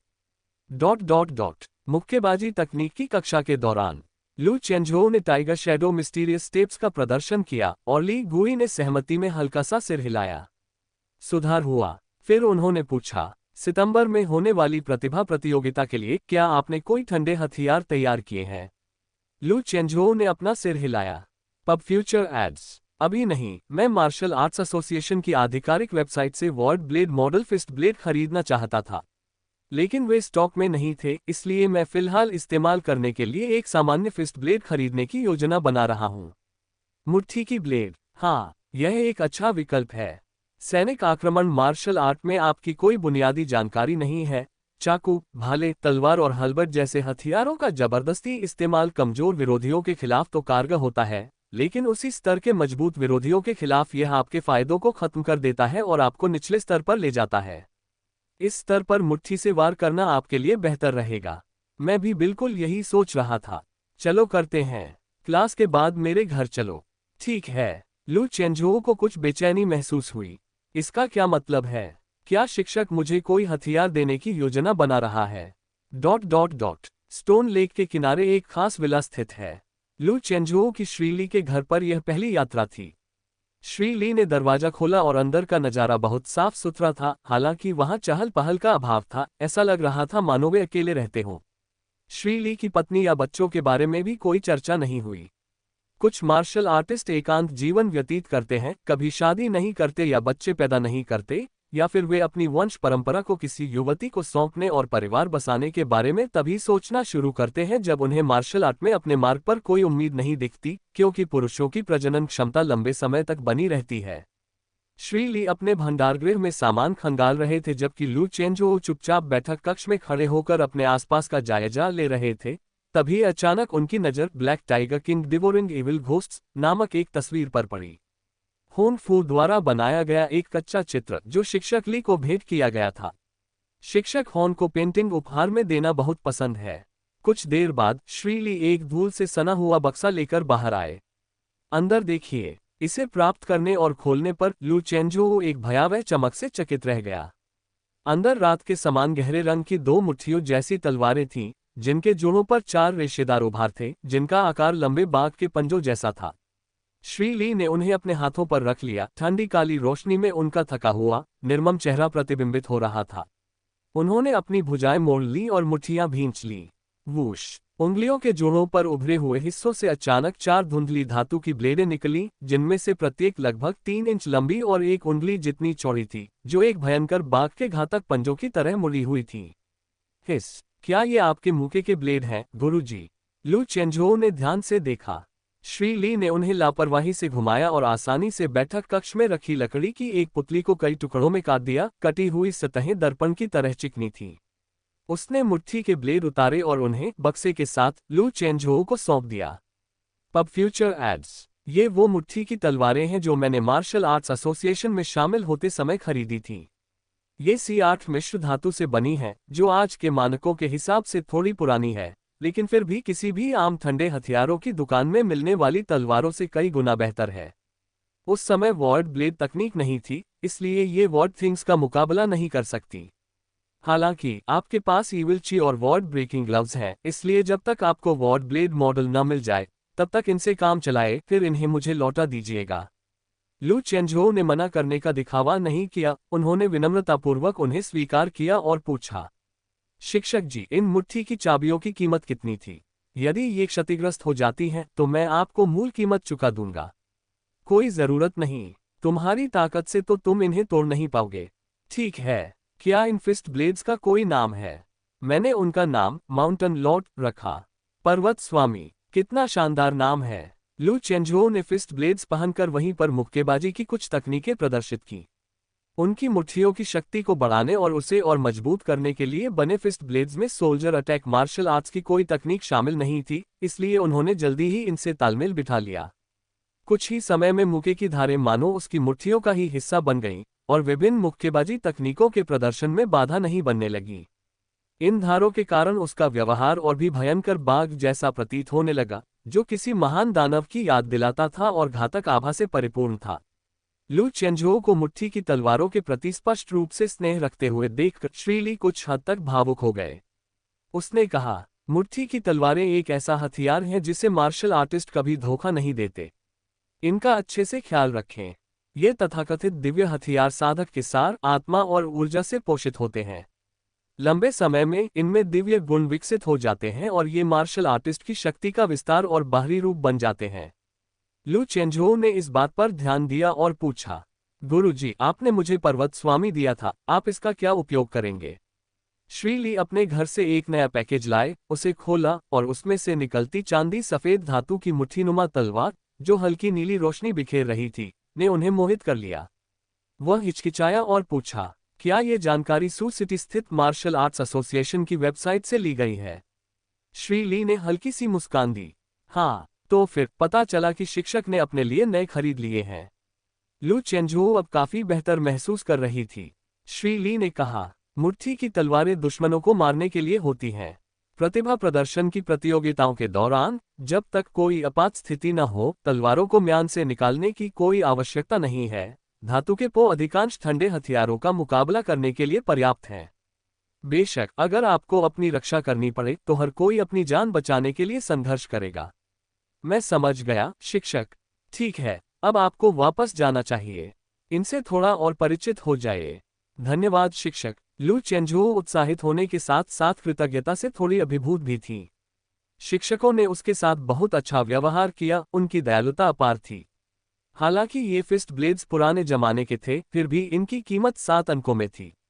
घर लौटते ही उसने फिस्ट ब्लेड्स धारण किए और black tiger fist, tiger supreme fist, tiger spirit divine fist का प्रदर्शन किया। उसने फिस्ट ब्लेड्स को अपनी टाइगर फॉर्म तकनीकों के साथ पूरी तरह से मिला दिया। मात्र 15 मिनट में विशेष रूप से मजबूत लकड़ी का पुतला पूरी तरह से नष्ट हो गया, उसके टुकड़े चारों ओर बिखर गए। भविष्य में मुझे मिश्र धातु की लकड़ी से बने पुतलों का इस्तेमाल करना पड़ेगा। तलवारें निकाले बिना यही स्थिति थी। अगर तलवारें निकाल ली गईं, तो लू चेंझोऊ, अगर उसका सामना फिर से उस रक्तपंख वाले दानव से हुआ, तो उसे टुकड़े टुकड़े करने के लिए किसी की सहायता की आवश्यकता नहीं होगी। प्रतिभाशाली वर्ग 3 में भी 8 खिलाड़ी हैं। वर्तमान जानकारी के अनुसार इनमें से एक 10वें रैंक का और 7 9वें रैंक के हैं, जो हमसे थोड़े अधिक शक्तिशाली हैं। मैं इन्हें सबसे शक्तिशाली से सबसे कमजोर के क्रम में प्रस्तुत करूंगा।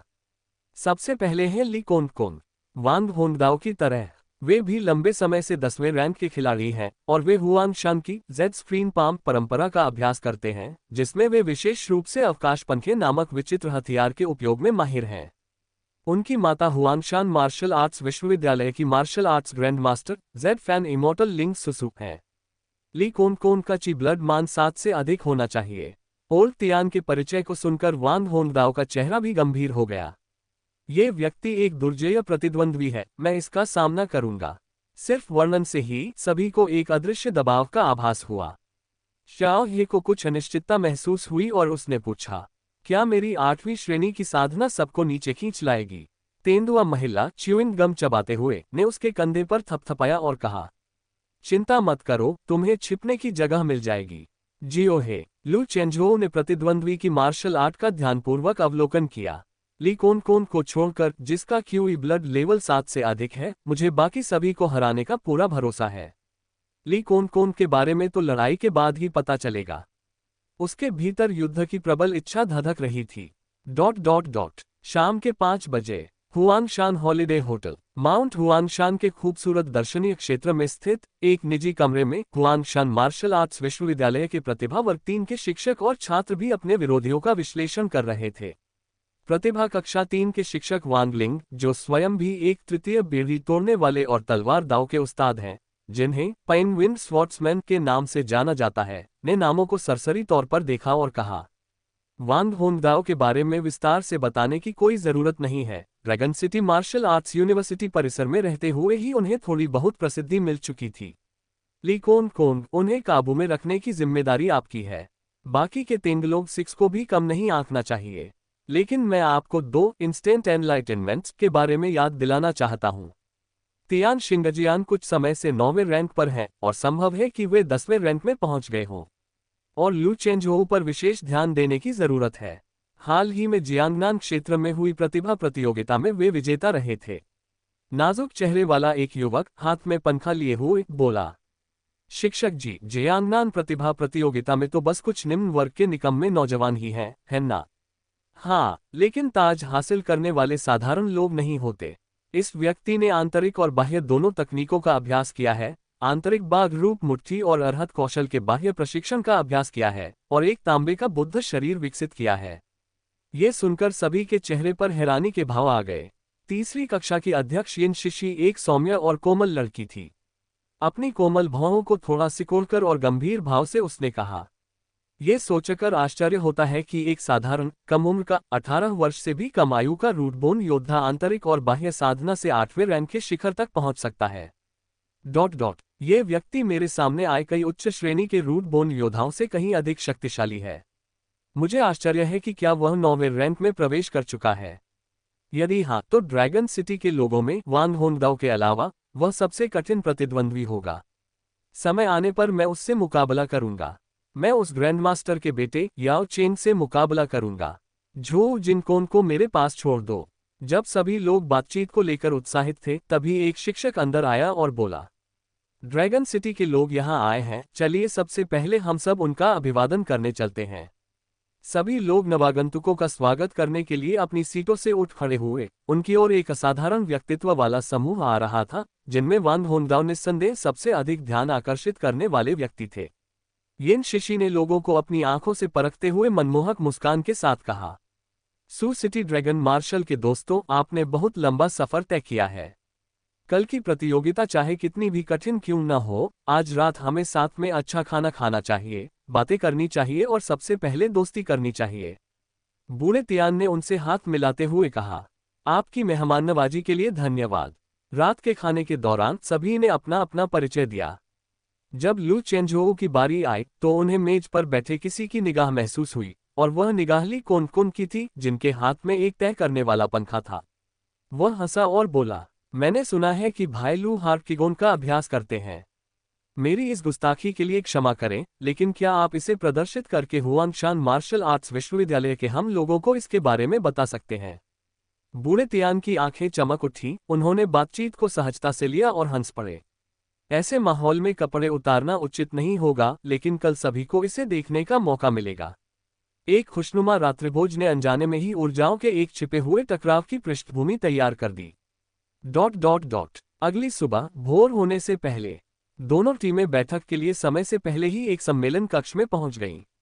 मार्शल आर्ट विभाग का एक अधिकारी नियमों का परिचय दे रहा था। ये प्रतियोगिता हुआंगशान में होगी, जिसे पहले यीशान के नाम से जाना जाता था। बेशक मुख्य स्थल प्रमुख दर्शनीय क्षेत्र में नहीं, बल्कि पहाड़ी जंगलों के विशाल निर्जन क्षेत्र में स्थित है। हमारी आयोजन समिति आपको अलग अलग स्थानों पर छोड़ेगी और आप सभी को एक प्रतियोगिता मानचित्र दिया जाएगा। मानचित्र पर चिन्हित मार्गों के अनुसार पहाड़ी जंगलों में बिखरे हुए चौकियों को खोजें, द्वारपालों को हराएं और संबंधित टोकन प्राप्त करें। अंततः कल दोपहर से पहले हुआंगशान के मध्य में स्थित ब्राइट पीक अखाड़े में टीम मुकाबले के लिए एकत्रित हों।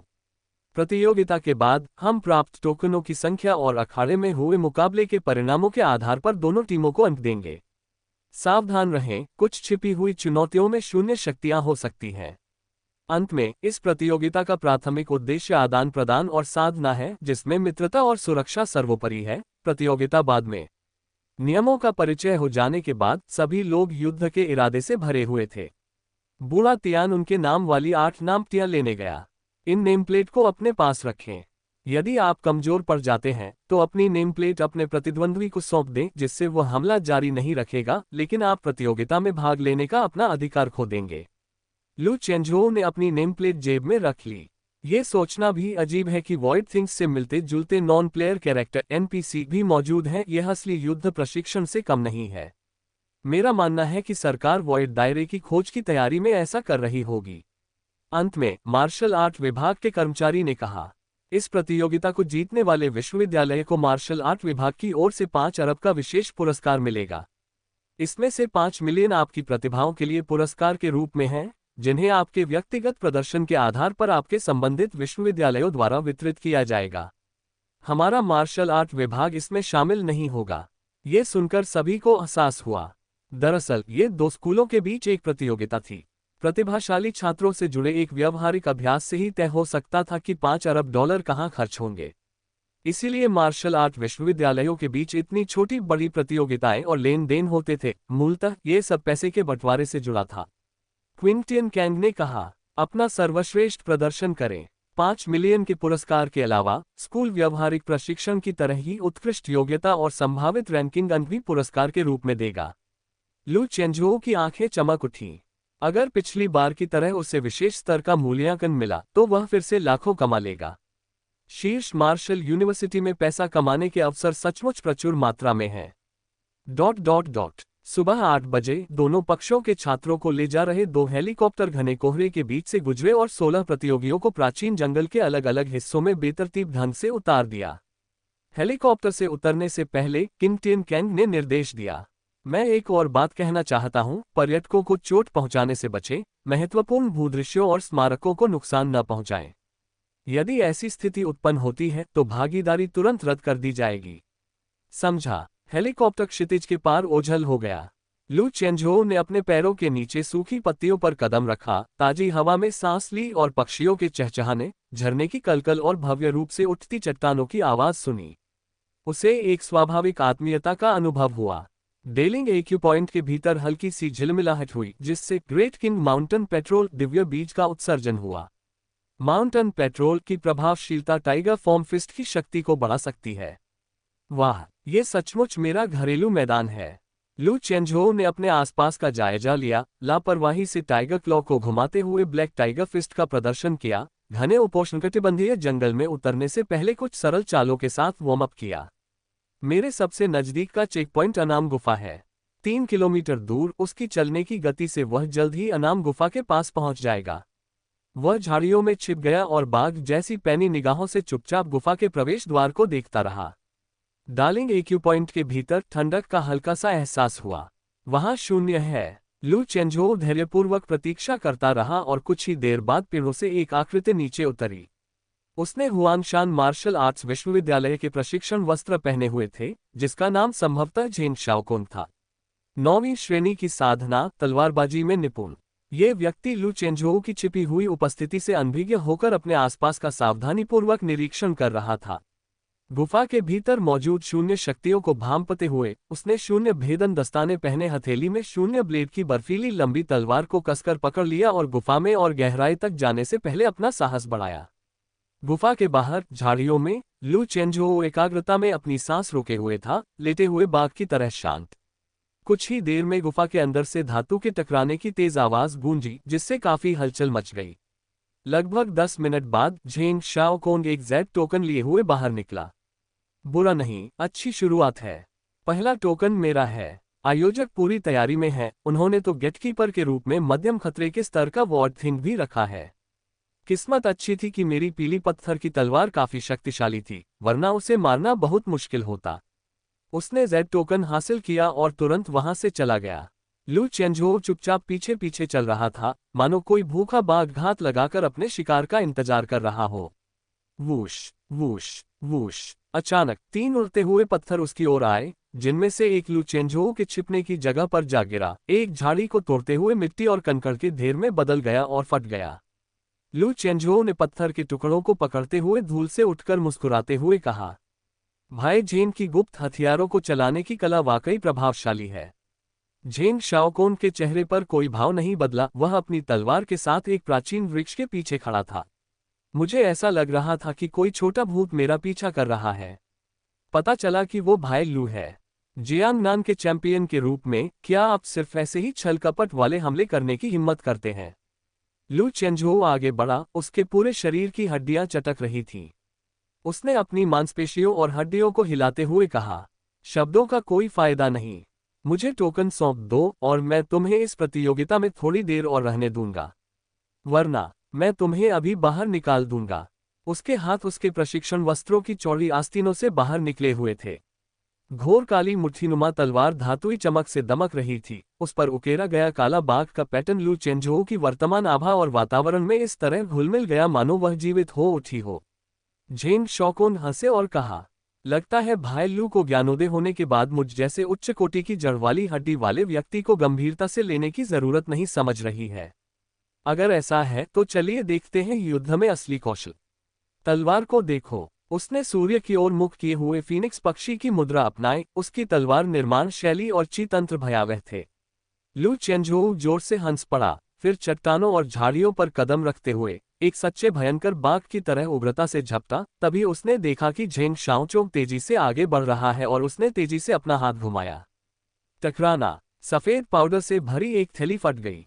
लू चेंझोउ ने अपना वस्त्र झटक दिया, जिससे पाउडर बिखर गया।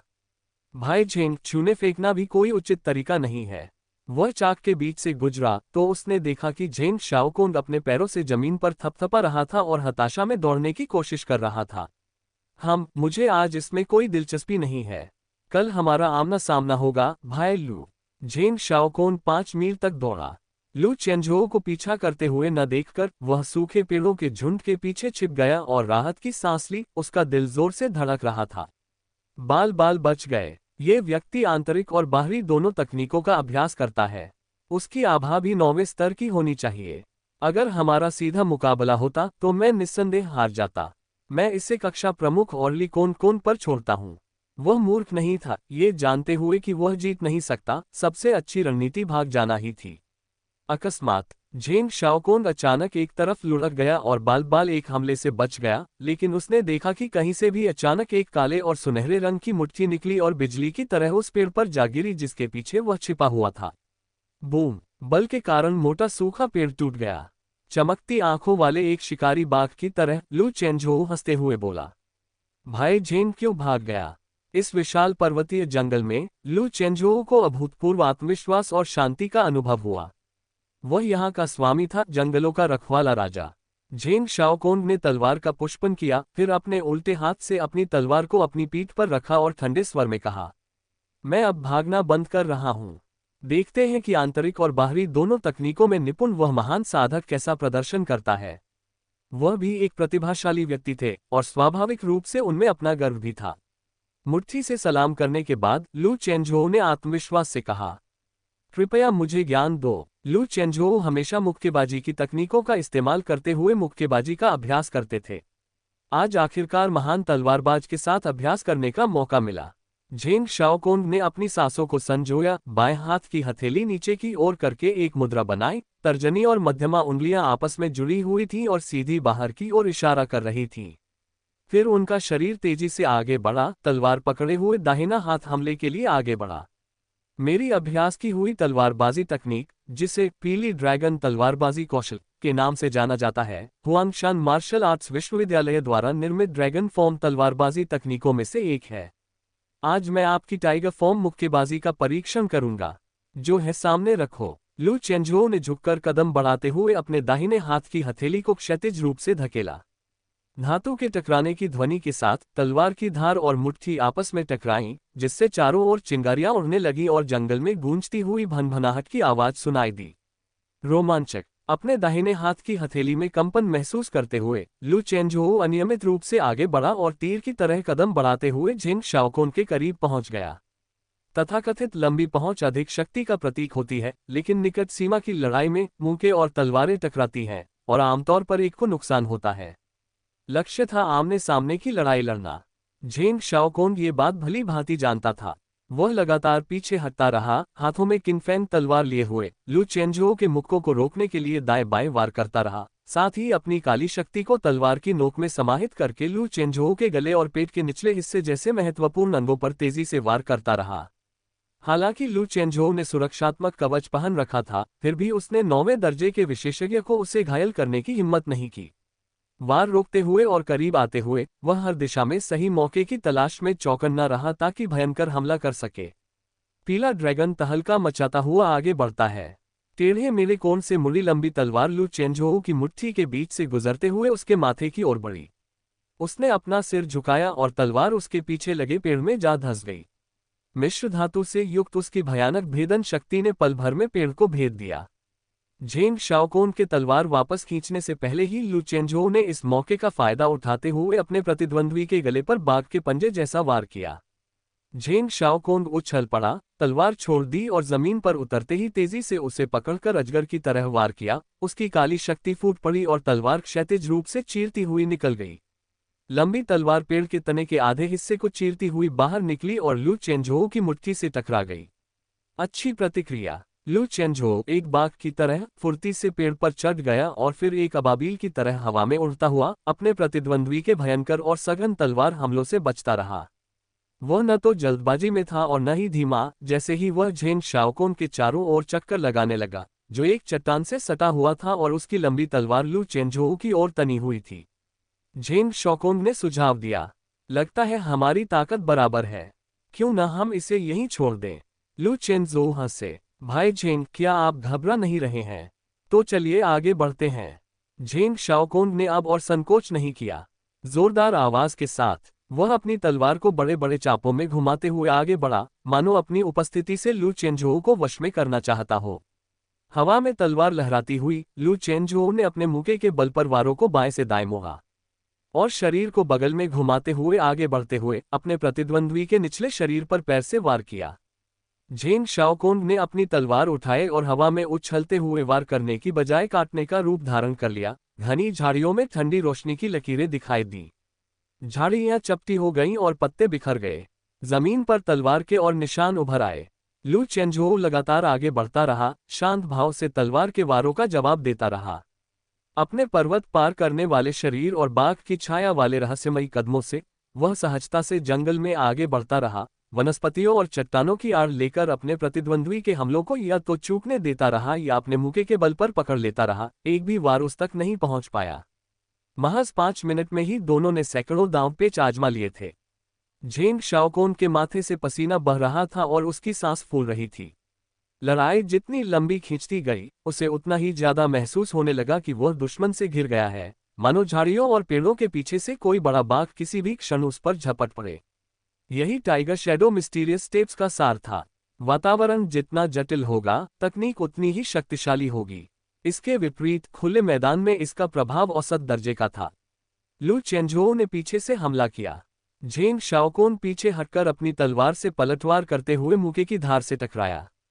इससे पहले कि वह तेजी से तलवार खींच पाता, उसे लगा जैसे कोई चीज उसकी लंबी तलवार में फंस गई हो। उसने जोर से खींचा और पीछे मुड़कर देखा तो पाया कि लू चेंजोऊ की मुके की धार ने किसी बिंदु पर अपने ब्लेड फैला दिए थे, जिससे लंबी तलवार बीच में फंस गई थी। धिक्कार है, मैं भूल ही गया था कि इन फिस्ट ब्लेड्स में आमतौर पर एक छिपा हुआ तंत्र होता है। झेंग शाओकोन थोड़ा घबरा गया था। तलवार वापस खींचने में नाकाम रहने पर उसने उसे तुरंत वहीं छोड़ दिया और तेजी से पीछे हट गया। अगले ही पल लू चेंजोऊ की ऊंची की खाली जगह में से होकर गुजरी। झेंग शाओचोग ने राहत की सांस ली, बाल बाल बच गया।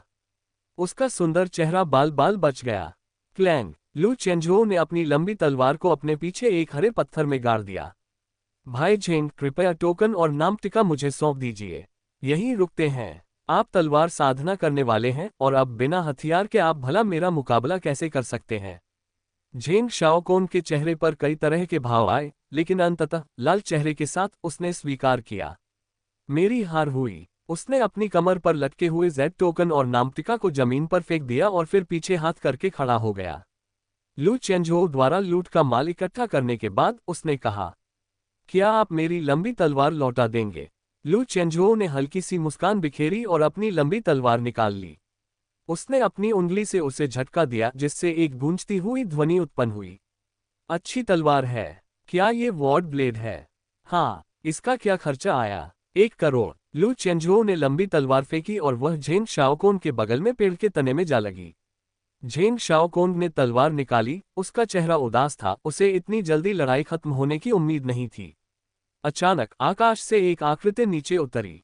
उन्होंने प्रतियोगिता स्टाफ की वर्दी पहन रखी थी, जिससे एक मार्शल आर्टिस्ट की आभा झलक रही थी। हुआंगशान मार्शल आर्ट्स यूनिवर्सिटी के झेंग शाओकोन को निष्कासित कर दिया गया है। कर्मचारियों द्वारा झेंग शाओकोन को ले जाया गया और उसने अनिच्छा से पूछा, क्या मैं बाहर होने वाला पहला व्यक्ति हूँ? नहीं, तुम दूसरे हो। क्या मुझसे पहले भी कोई पराजित हुआ था? हाँ, dragon city martial arts university की ही लिंग आपसे 1 मिनट पहले ही बाहर हो गई थी।